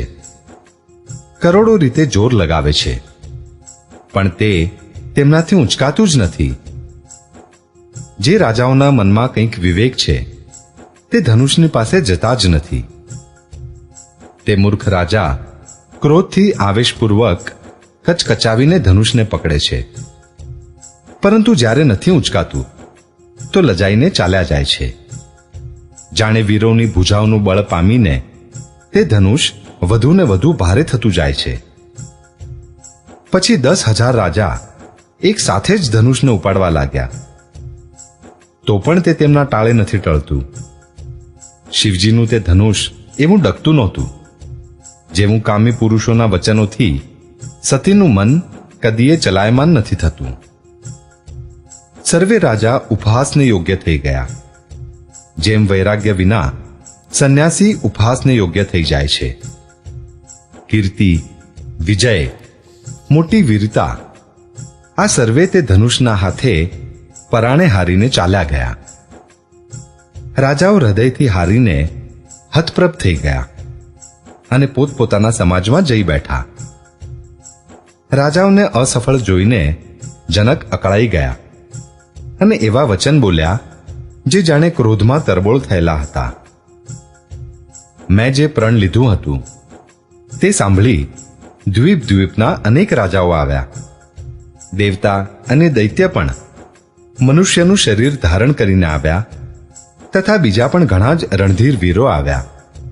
પરંતુ મનોહર કન્યા, મહાન વિજય અને અત્યંત સુંદર કીર્તિને પામનારો બ્રહ્માએ કોઈને રચ્યો જ નથી.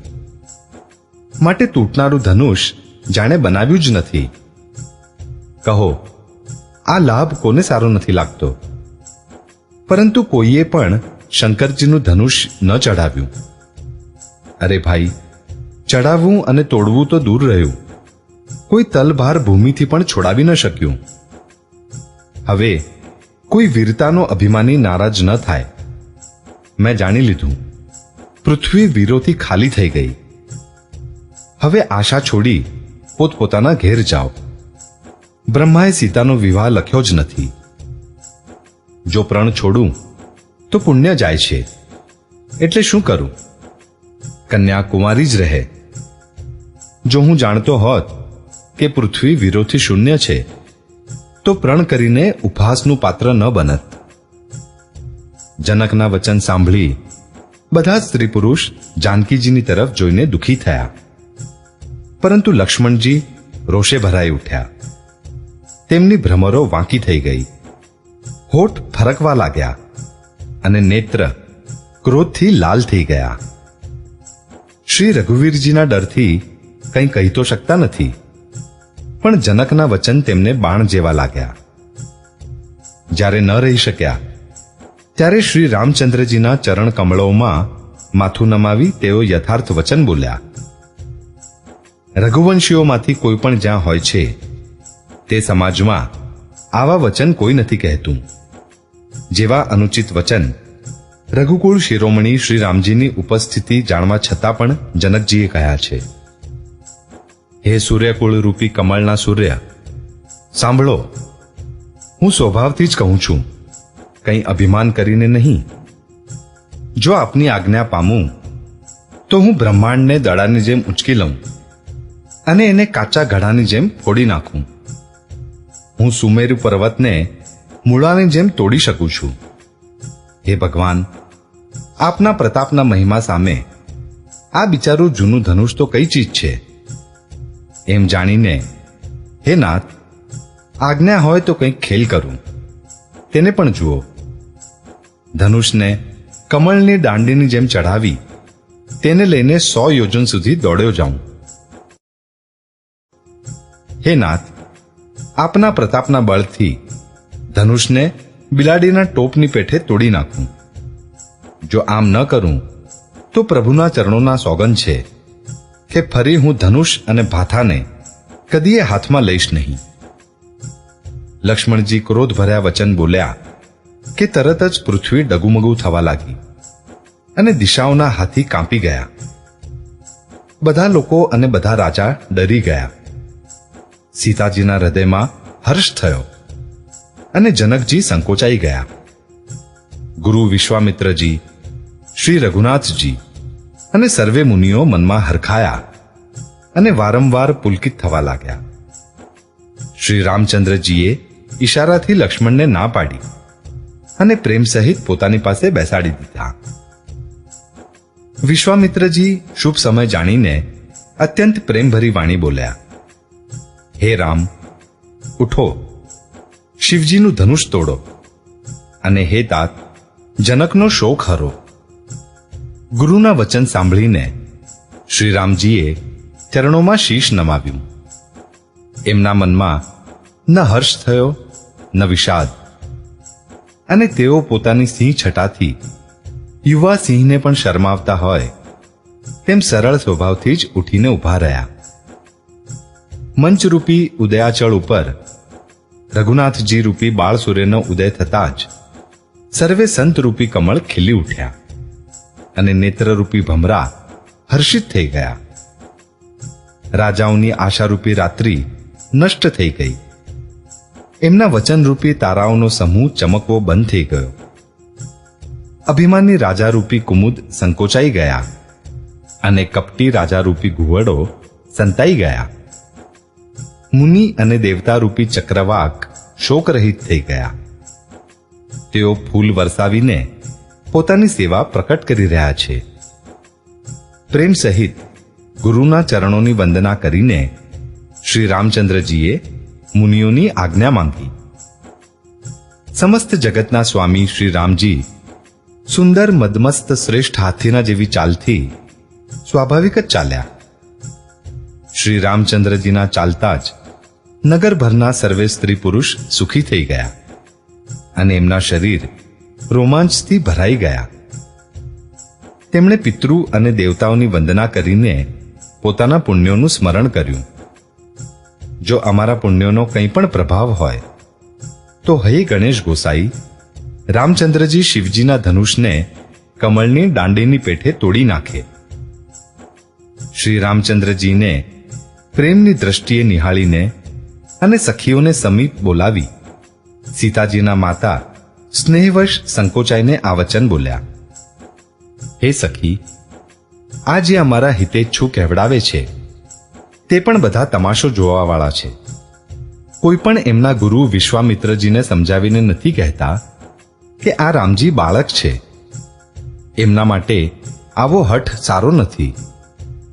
જે ધનુષ રાવણ અને બાણાસુર જેવા જગત વિજયી વીરોના હલાવા છતાં ન હલી શક્યું, તેને તોડવા માટે મુનિ વિશ્વામિત્રજીએ રામજીને આજ્ઞા આપવી અને રામજીએ એને તોડવા માટે ચાલી નીકળવું રાણીને હઠ જણાવ્યું. એટલે તે કહેવા લાગ્યા કે ગુરુ વિશ્વામિત્રજીને કોઈ સમજાવતું પણ નથી. રાવણ અને બાણાસુર જે ધનુષને અડ્યા પણ નથી અને સર્વે રાજા ઘમંડ કરીને હારી ગયા, તે જ ધનુષ આ સુકુમાર રાજકુમારના હાથમાં આપી રહ્યા છે. હંસનું બચ્ચું પણ ક્યાંય મંદરાચલ પર્વત ઉપાડી શકે છે? રાજાની પણ બધી સમજણ સમાપ્ત થઈ ગઈ છે. હે સખી, વિધાતાની ગતિ કંઈ જાણવામાં આવતી નથી. આમ કહીને રાણી ચૂપ થઈ ગયા. ત્યારે એક ચતુર રામજીના મહત્વને જાણનાર સખી કોમળ વાણીમાં બોલી. હે રાણી, તેજવાનને જોવામાં નાનો હોવા છતાંય નાનો ન ગણવો જોઈએ. ક્યાં ઘડાથી ઉત્પન્ન થનાર નાનકડા મુનિ અગસ્ત્ય અને ક્યાં અપાર સમુદ્ર, પરંતુ તેમણે તેને શોષી લીધો. જેમનો સુયશ આખા સંસારમાં છવાયેલો છે. સૂર્ય સમૂહ જોવામાં નાનો લાગે છે, પણ તેનો ઉદય થતાં જ ત્રણેય લોકોનો અંધકાર નાસી જાય છે. જેના વશમાં બ્રહ્મા, વિષ્ણુ, શિવ અને સર્વે દેવતા છે, તે મંત્ર અત્યંત નાનો હોય છે. મહાન મદમસ્ત ગજરાજને નાનકડો અંકુશ વશમાં કરી લે છે. કામદેવે ફૂલોના જ ધનુષબાણ લઈને સમસ્ત લોકોને પોતાના વશમાં કરી રાખ્યા છે. હે દેવી, આમ જાણીને સંદેહ ત્યાગી દો. હે રાણી, સાંભળો. રામચંદ્રજી ધનુષને અવશ્ય તોડશે જ. સખીના વચન સાંભળીને રાણીને શ્રી રામચંદ્રજીના સામર્થ્ય સંબંધે વિશ્વાસ થઈ ગયો. તેમની ઉદાસી મટી ગઈ અને શ્રી રામજી પ્રત્યે તેમનો પ્રેમ અત્યંત વધી ગયો. તે સમયે શ્રી રામચંદ્રજીને જોઈને સીતાજી ભયભીત હૃદયે જે તે દેવતાને પ્રાર્થના કરી રહ્યા છે. તેઓ વ્યાકુળ થઈને મનમાં ને મનમાં વિનવણી કરી રહ્યા છે. હે મહેશ ભવાની, મારા પર પ્રસન્ન થાવ. મેં આપની જે સેવા કરી છે તેને સફળ કરો અને મારા પર સ્નેહ કરીને ધનુષના ભારેપણાને હરી લો. હે ગણોના નાયક, વર આપનારા દેવ ગણેશજી, મેં આજના જ માટે તમારી સેવા કરી હતી. વારંવાર મારી વિનંતી સાંભળીને ધનુષનું ભારેપણું ઘણું જ ઓછું કરી નાખો. શ્રી રઘુનાથજીની તરફ જોઈને સીતાજી ધીરજ ધરીને સૂર્યનારાયણને મનાવી રહ્યા છે. તેમના નેત્રોમાં પ્રેમના આંસુ ભર્યા છે અને શરીરમાં રોમાંચ થઈ રહ્યો છે. સારી રીતે નેત્રો ભરીને શ્રી રામજીની શોભા જોઈને પછી પિતાના પ્રણનું સ્મરણ કરીને સીતાજીનું મન ક્ષુબ્ધ થઈ ગયું. તે મનમાં ને મનમાં કહેવા લાગ્યા, અહો, પિતાજીએ ઘણું જ કઠણ હઠ નિર્ધાર્યું છે. તેઓ નફો નુકસાન કંઈ પણ નથી સમજી રહ્યા. મંત્રીઓ ડરી રહ્યા છે, માટે કોઈ એમને શિખામણ પણ આપતું નથી. પંડિતોની સભામાં આ ઘણું જ અનુચિત થઈ રહ્યું છે. ક્યાં તો વજ્રથી પણ અધિક કઠોર ધનુષ અને ક્યાં એ કોમળ શરીર કિશોર શ્યામ સુંદર. હે વિધાતા, હું હૃદયમાં કઈ રીતે ધીરજ રાખું? સરસિયાના ફૂલના કણથી ક્યાંય હીરો છેદી શકાય છે? આખી સભાની બુદ્ધિ બહેર મારી ગઈ છે, બાવરી થઈ ગઈ છે. એટલે હે શિવજીના ધનુષ, હવે તો મને તારો જ આશરો છે. શ્રી સીતાજી ધનુષને વિનવી રહ્યા છે કે તું તારી જડતા લોકોના ઉપર નાખીને શ્રી રઘુનાથજીના સુકુમાર શરીરને જોઈને એટલું જ હલકું થઈ જા, જેથી શ્રી રામજી તેને સરળતાથી ઉઠાવી શકે. આ રીતે સીતાજીના મનમાં ઘણો જ સંતાપ થઈ રહ્યો છે. નિમેષનો એક લવલેશ માત્ર પણ 100 યુગ સમાન વીતી રહ્યો છે. પ્રભુ શ્રી રામચંદ્રજીને જોઈને પછી પૃથ્વી તરફ જોતા સીતાજીના ચંચળ નેત્રો એવી રીતે શોભિત થઈ રહ્યા છે જાણે ચંદ્રમંડળ રૂપી ડોલમાં કામદેવ રૂપી 2 માછલીઓ રમી રહી હોય. સીતાજીની વાણી રૂપી ભમરીને તેમના મુખ રૂપી કમળે રોકી રાખ્યા છે. લજ્જારૂપી રાત્રિને જોઈને તે પ્રકટ નથી થઈ રહી. નેત્રોનું જળ નેત્રોના ખૂણામાં જ રહી જાય છે, જેમ અતિ કંજૂસનું સોનું દટાયેલું જ રહી જાય. પોતાની વધેલી વ્યાકુળતા જોઈને સીતાજી સંકોચાઈ ગયા અને ધીરજ ધરીને હૃદયમાં વિશ્વાસ આણ્યો કે જો તન, મન અને વચનથી મારું પ્રણ સાચું છે અને શ્રી રઘુનાથજીના ચરણ કમળોમાં મારું ચિત્ત વાસ્તવમાં અનુરક્ત છે, તો સર્વેના હૃદયમાં નિવાસ કરનારા ભગવાન મને રઘુશ્રેષ્ઠ શ્રી રામચંદ્રજીની દાસી અવશ્ય બનાવશે. જેનો જેના પર સાચો સ્નેહ હોય છે તે તેને મળે જ છે. આમાં કોઈ સંશય નથી. પ્રભુની સામે જોઈ સીતાજીએ તનથી પ્રેમ નિર્ધારી લીધો. કૃપાનિધાન શ્રી રામજી બધું જ જાણી ગયા. તેમણે સીતાજીને જોઈને ધનુષની તરફ એવી રીતે જોયું જેમ ગરુડજી નાનકડા સર્પને જુએ છે. આ બાજુ જ્યારે લક્ષ્મણજીએ જોયું કે રઘુકુળમણી શ્રી રામચંદ્રજીએ શિવજીના ધનુષની સામે જોયું છે, તો તેઓ શરીરથી પુલકિત થઈને બ્રહ્માંડને ચરણોથી દબાવી વચન બોલ્યા,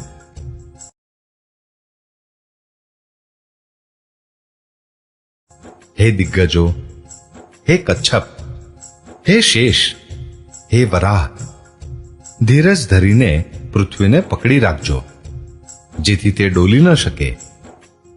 શ્રી રામચંદ્રજી શિવજીના ધનુષને તોડવા ઈચ્છે છે. મારી આજ્ઞા સાંભળી બધા સાવધાન થઈ જાઓ. શ્રી રામચંદ્રજી જ્યારે ધનુષની નજીક આવ્યા ત્યારે સર્વે સ્ત્રી પુરુષોએ દેવતાઓ અને પુણ્યોને મનાવ્યા. સર્વેનો સંદેહ અને અજ્ઞાન નીચ રાજાઓનું અભિમાન હારીને પરશુરામજીના ગર્વની ગુરુતા, દેવતા અને શ્રેષ્ઠ મુનિઓનું બેબાકપણું, સીતાજીનો શોક, જનકજીનો પશ્ચાતાપ અને રાણીઓના દારૂણ દુઃખનો દાવાનળ એ બધા શિવજીના ધનુષરૂપી મોટા વાહનને પામી સમાજ બનાવી તેની ઉપર જઈ ચઢ્યા. એ બધા શ્રી રામચંદ્રજીની ભુજાઓના બળરૂપી અપાર સમુદ્રને પાર કરવા ઈચ્છે છે, પરંતુ કોઈ કેવટ મળતો નથી.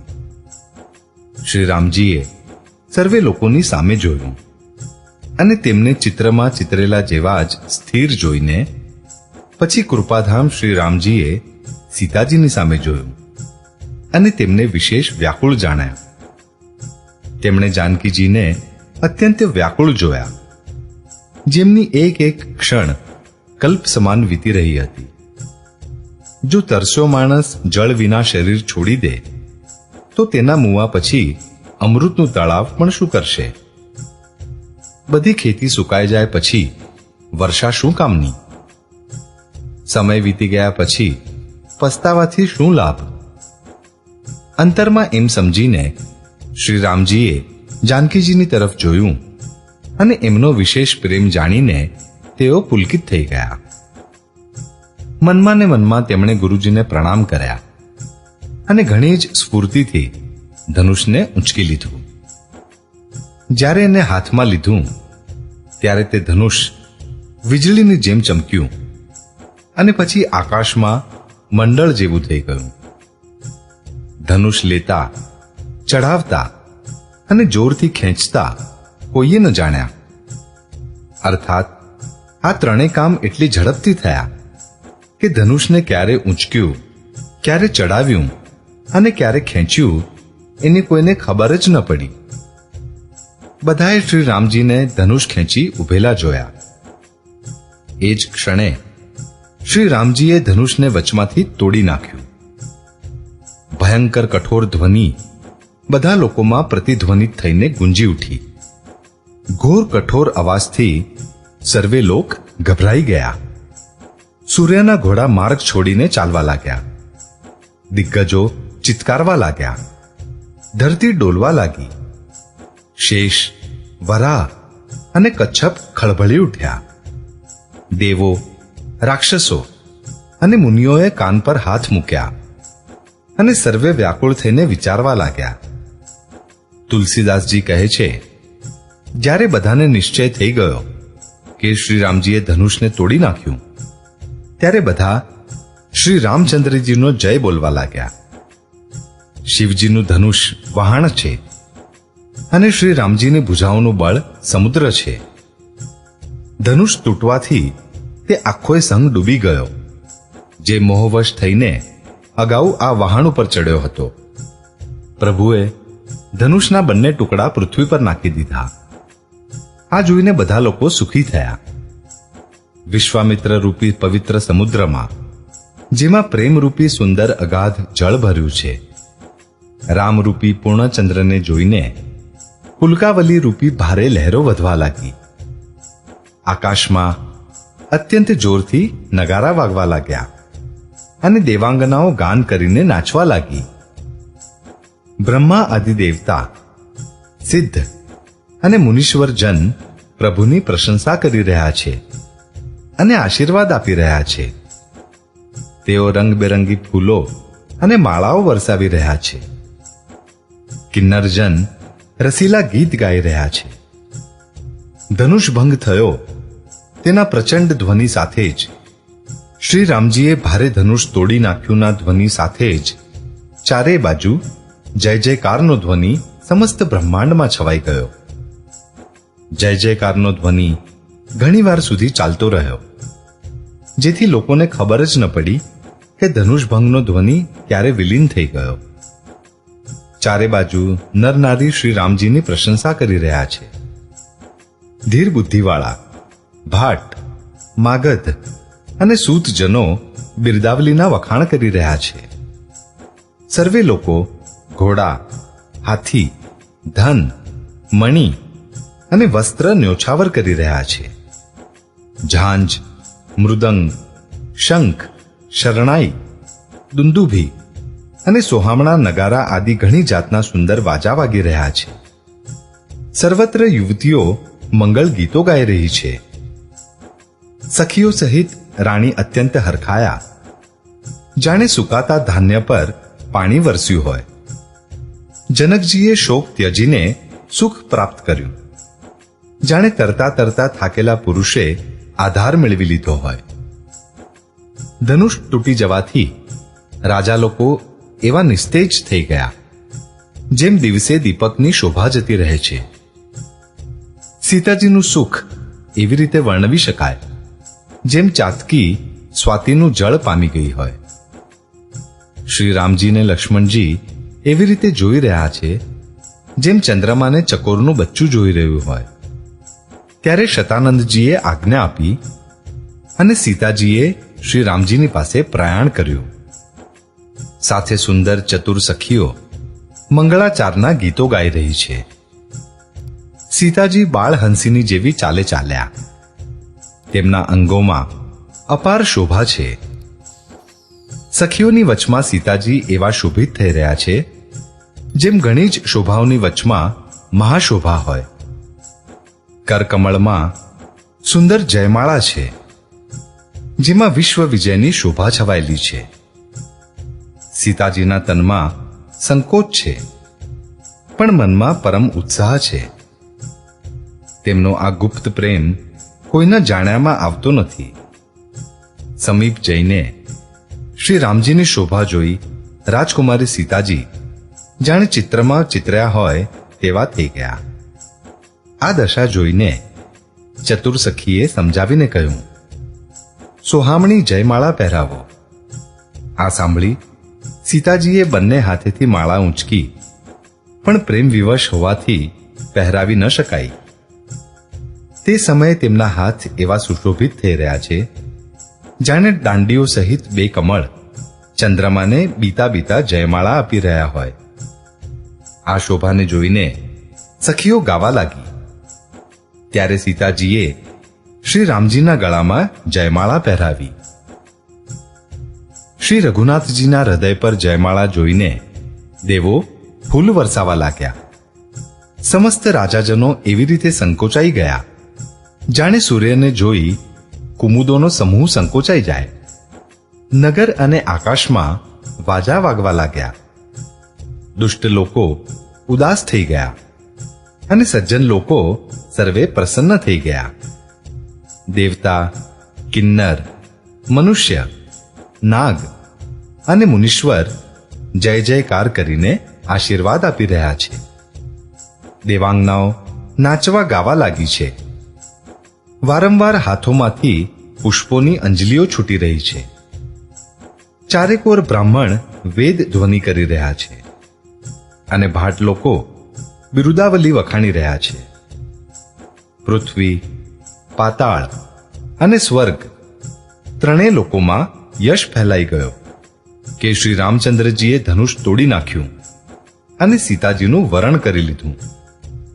નગરના નર નારી આરતી કરી રહ્યા છે અને પોતાની સંપત્તિને ભૂલાવી ન્યોછાવર કરી રહ્યા છે.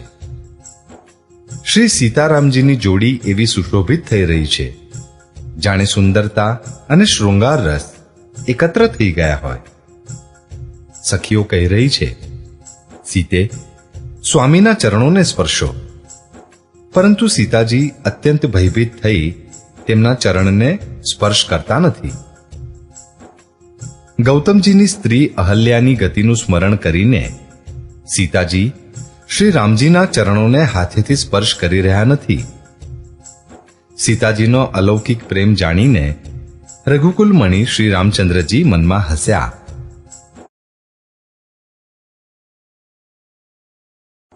તે સમયે સીતાજીને જોઈને કેટલાક રાજા લોકો લલચાઈ ઉઠ્યા. તે દુષ્ટ, કપૂત અને મૂઢ રાજા મનમાં ઘણા રોષે ભરાયા. તે અભાગ્યા ઉઠી ઉઠીને કવચ પહેરીને જ્યાં ત્યાં ગાલ બજાવવા લાગ્યા. કોઈ કહે છે, સીતાને છીનવી લો અને બંને રાજકુમારોને પકડીને બાંધી લો. ધનુષ તોડવાથી ઈચ્છા નહીં સરે. અમારી હયાતીમાં રાજકુમારીને કોણ પરણી શકે છે? જો જનક કંઈ સહાયતા કરે તો યુદ્ધમાં બંને ભાઈઓ સહિત એને પણ જીતી લો. આ વચન સાંભળી સજ્જન રાજા બોલ્યા, આ નિર્લજ્જ રાજ સમાજને જોઈને તો લજ્જા પણ લજાઈ ગઈ. અરે, તમારું બળ, પ્રતાપ, વીરતા, મોટાઈ અને પ્રતિષ્ઠા તો ધનુષની સાથે ચાલ્યા ગયા. શું હવે એ જ વીરતા ક્યાંકથી પામી ગયા? આવી દુષ્ટ બુદ્ધિ છે એટલે જ વિધાતાએ તમારા મુખો ઉપર મેષ લગાડી દીધી. ઈર્ષા, ઘમંડ અને ક્રોધ છોડીને નેત્રો ભરીને શ્રી રામજીની શોભાને જોઈ લો. લક્ષ્મણજીના ક્રોધને પ્રબળ અગ્નિ જાણીને એમાં પતંગિયા ન બનો. જેમ ગરુડનો ભાગ કાગડો ઈચ્છે, સિંહનો ભાગ સસલું ઈચ્છે, વિના કારણે ક્રોધ કરનારો પોતાની કુશળતા ઈચ્છે, શિવજીનો વિરોધ કરનારો બધા પ્રકારની સંપત્તિ ઈચ્છે, લોભી લાલચુ સુંદર કીર્તિને ઈચ્છે, કામી મનુષ્ય નિષ્કલંકતા ઈચ્છે, તો શું પામી શકે છે? અને જેમ શ્રી હરિના ચરણોથી વિમુખ મનુષ્ય પરમ ગતિ ઈચ્છે, હે રાજાઓ, સીતાને માટે તમારી લાલચ પણ એવી જ વ્યર્થ છે. કોલાહલ સાંભળીને સીતાજી શંકિત થઈ ગયા. ત્યારે સખીઓ તેમને ત્યાં લઈ ગઈ જ્યાં એમના માતા હતા. શ્રી રામચંદ્રજી સીતાજીના સ્નેહને મનમાં વખાણતા સ્વાભાવિક ચાલથી ગુરુજીની પાસે ચાલ્યા. રાણીઓ સહિત સીતાજી દુષ્ટ રાજાઓના દુર્વચન સાંભળીને શોકવશ છે. ન જાણે વિધાતા હવે શું કરનાર છે.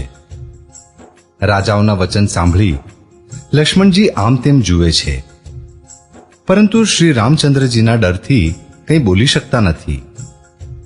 તેમના નેત્ર લાલ અને ભ્રમરો વાંકી થઈ ગઈ અને તેઓ ક્રોધથી રાજાઓની તરફ જોવા લાગ્યા. જાણે મદમસ્ત હાથીઓનું ટોળું જોઈને સિંહના બચ્ચાને આવેશ આવી ગયો હોય. ખળભળાટ જોઈને જનકપુરની સ્ત્રીઓ વ્યાકુળ થઈ ગઈ અને સર્વે મળીને રાજાઓને ગાળો આપવા લાગી.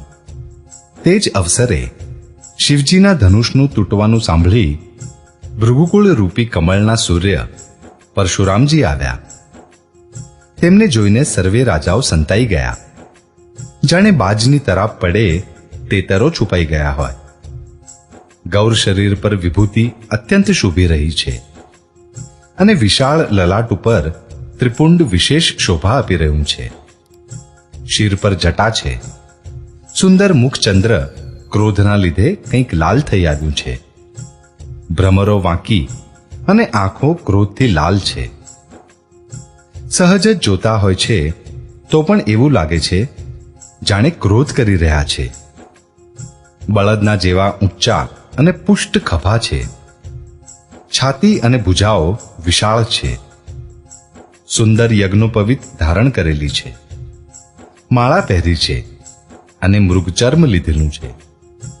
કમરમાં મુનિઓના વસ્ત્ર અને 2 ભાથાઓ બાંધ્યા છે. હાથમાં ધનુષ બાણ અને સુંદર ખભા પર ફરસો ધારણ કરેલ છે. શાંત વેશ છે, પરંતુ કરણી ઘણી કઠોર છે. સ્વરૂપનું વર્ણન કરી શકાતું નથી. જાણે વીર રસ જ મુનિનું શરીર ધારણ કરીને જ્યાં સર્વે રાજાજનો છે ત્યાં આવી ગયો હોય.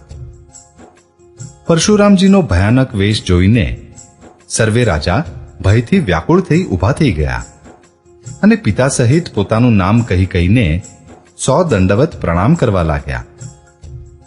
પરશુરામજી ભલું સમજીને પણ સ્વાભાવિક રૂપે જેની તરફ જોઈ લે છે તે સમજે છે કે જાણે મારું આયુષ્ય પૂરું થઈ ગયું. પછી જનકજીએ આવીને શીશ નમાવ્યું અને સીતાજીને બોલાવી પ્રણામ કરાવડાવ્યા. પરશુરામજીએ સીતાજીને આશીર્વાદ આપ્યા. સખીઓ હર્ષિત થઈ અને ત્યાં હવે વધુ વાર રોકાવું યોગ્ય ન જાણીને તે ચતુર સખીઓ તેમને પોતાની મંડળીમાં લઈ ગઈ. પછી વિશ્વામિત્રજી આવીને મળ્યા અને તેમણે બંને ભાઈઓને તેમના ચરણ કમળો પર નમાવડાવ્યા. વિશ્વામિત્રજીએ કહ્યું, આ રામ અને લક્ષ્મણ રાજા દશરથના પુત્ર છે. તેમની સુંદર જોડી જોઈને પરશુરામજીએ આશીર્વાદ આપ્યા. કામદેવનો પણ ગર્વ છોડાવનાર શ્રી રામચંદ્રજીના અપાર રૂપને જોઈને તેમના નેત્ર સ્થિર થઈ ગયા. પછી બધુંય જોઈને જાણતા હોવા છતાં અજાણ્યાની જેમ જનકજીને પૂછે છે કે કહો, આ મોટી ભારે ભીડ કેમ છે? તેમના શરીરમાં ક્રોધ છવાયેલો છે. જે કારણે બધા રાજા આવ્યા હતા, રાજા જનકે તે બધા સમાચાર કહી સંભળાવ્યા. જનકના વચન સાંભળીને પરશુરામજીએ ફરીને બીજી બાજુ જોયું તો ધનુષના ટુકડા પૃથ્વી પર પડેલા દેખાયા. અત્યંત ક્રોધે ભરાઈને તેઓ કઠોર વચન બોલ્યા, હે મૂર્ખ જનક, બતાવ ધનુષ કોણે તોડ્યું? તેને શીઘ્ર બતાવ, નહીં તો અરે મૂઢ, આજે હું જ્યાં સુધી તારું રાજ્ય છે ત્યાં સુધીની પૃથ્વીને ઉલટાવી નાખીશ. રાજાને અત્યંત ડર લાગ્યો, જેને લીધે તે ઉત્તર આપતા નથી. આ જોઈને કુટિલ રાજા મનમાં અતિ પ્રસન્ન થયા. દેવતા, મુનિ, નાગ અને નગરના સ્ત્રી પુરુષ બધા શોક કરવા લાગ્યા. બધાના અંતરમાં ઘણો ભય છે. સીતાજીના માતા મનમાં પસ્તાઈ રહ્યા છે કે હાય, વિધાતાએ હવે બની બનેલી વાત બગાડી નાખી. પરશુરામજીનો સ્વભાવ સાંભળીને સીતાજીનો અડધો ક્ષણ પણ કલ્પ સમાન વીતવા લાગ્યો. ત્યારે શ્રી રામચંદ્રજી સર્વે લોકોને ભયભીત જોઈને અને સીતાજીને ડરેલા જાણીને બોલ્યા. તેમના હૃદયમાં ન કોઈ હર્ષ હતો ન વિષાદ. હે નાથ, શિવજીના ધનુષને તોડનારો આપનો કોઈ એક દાસ જ હશે. શું આજ્ઞા છે, મને કેમ નથી કહેતા? આ સાંભળીને ક્રોધી મુનિ રિસાઈને બોલ્યા, સેવક એ જ છે જે સેવાનું કામ કરે.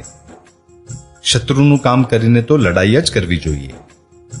હે રામ, સાંભળો, જેણે શિવજીનું ધનુષ તોડ્યું છે તે સહસ્ત્રબાહુના જેવો મારો શત્રુ છે.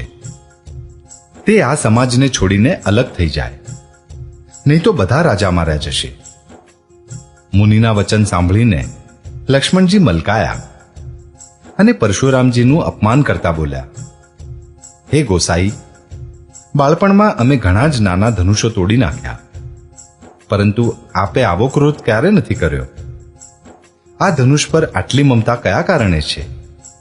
આ સાંભળી ભૃગુવંશની ધ્વજા સ્વરૂપ પરશુરામજી કુપિત થઈને કહેવા લાગ્યા. ભૃગુવંશની ધ્વજા સ્વરૂપ પરશુરામજી કુપિત થઈને કહેવા લાગ્યા, અરે રાજપુત્ર, કાળને વશ હોવાથી તને બોલવાનો કંઈ પણ હોશ નથી. આખા સંસારમાં વિખ્યાત શિવજીનું આ ધનુષ શું સામાન્ય ધનુષ સમાન છે? લક્ષ્મણજીએ હસીને કહ્યું, હે દેવ, સાંભળો, અમારી સમજમાં તો બધા ધનુષ એક જેવા જ છે. જૂના ધનુષને તોડવામાં શું નફો નુકસાન? શ્રી રામચંદ્રજીએ તો આને નવાના બ્રહ્મમાં જોયું હતું. વળી આ તો અડતાની સાથે જ તૂટી ગયું. તેમાં રઘુનાથજીનો કોઈ પણ દોષ નથી. હે મુનિ, આપ વિના કારણે જ શા માટે ક્રોધ કરો છો? પરશુરામજી પોતાના ફરસાની સામું જોઈ બોલ્યા, અરે દુષ્ટ, તે મારો સ્વભાવ નથી સાંભળ્યો? હું તને બાળક જાણીને મારતો નથી. અરે મૂર્ખ, શું તું મને માત્ર સામાન્ય મુનિ જ જાણે છે? હું બાળ બ્રહ્મચારી અને અત્યંત ક્રોધી છું. ક્ષત્રિય કુળનો શત્રુ તે હું વિશ્વભરમાં વિખ્યાત છું. પોતાની ભુજાઓના બળથી મેં પૃથ્વીને રાજાઓથી રહિત કરી દીધી.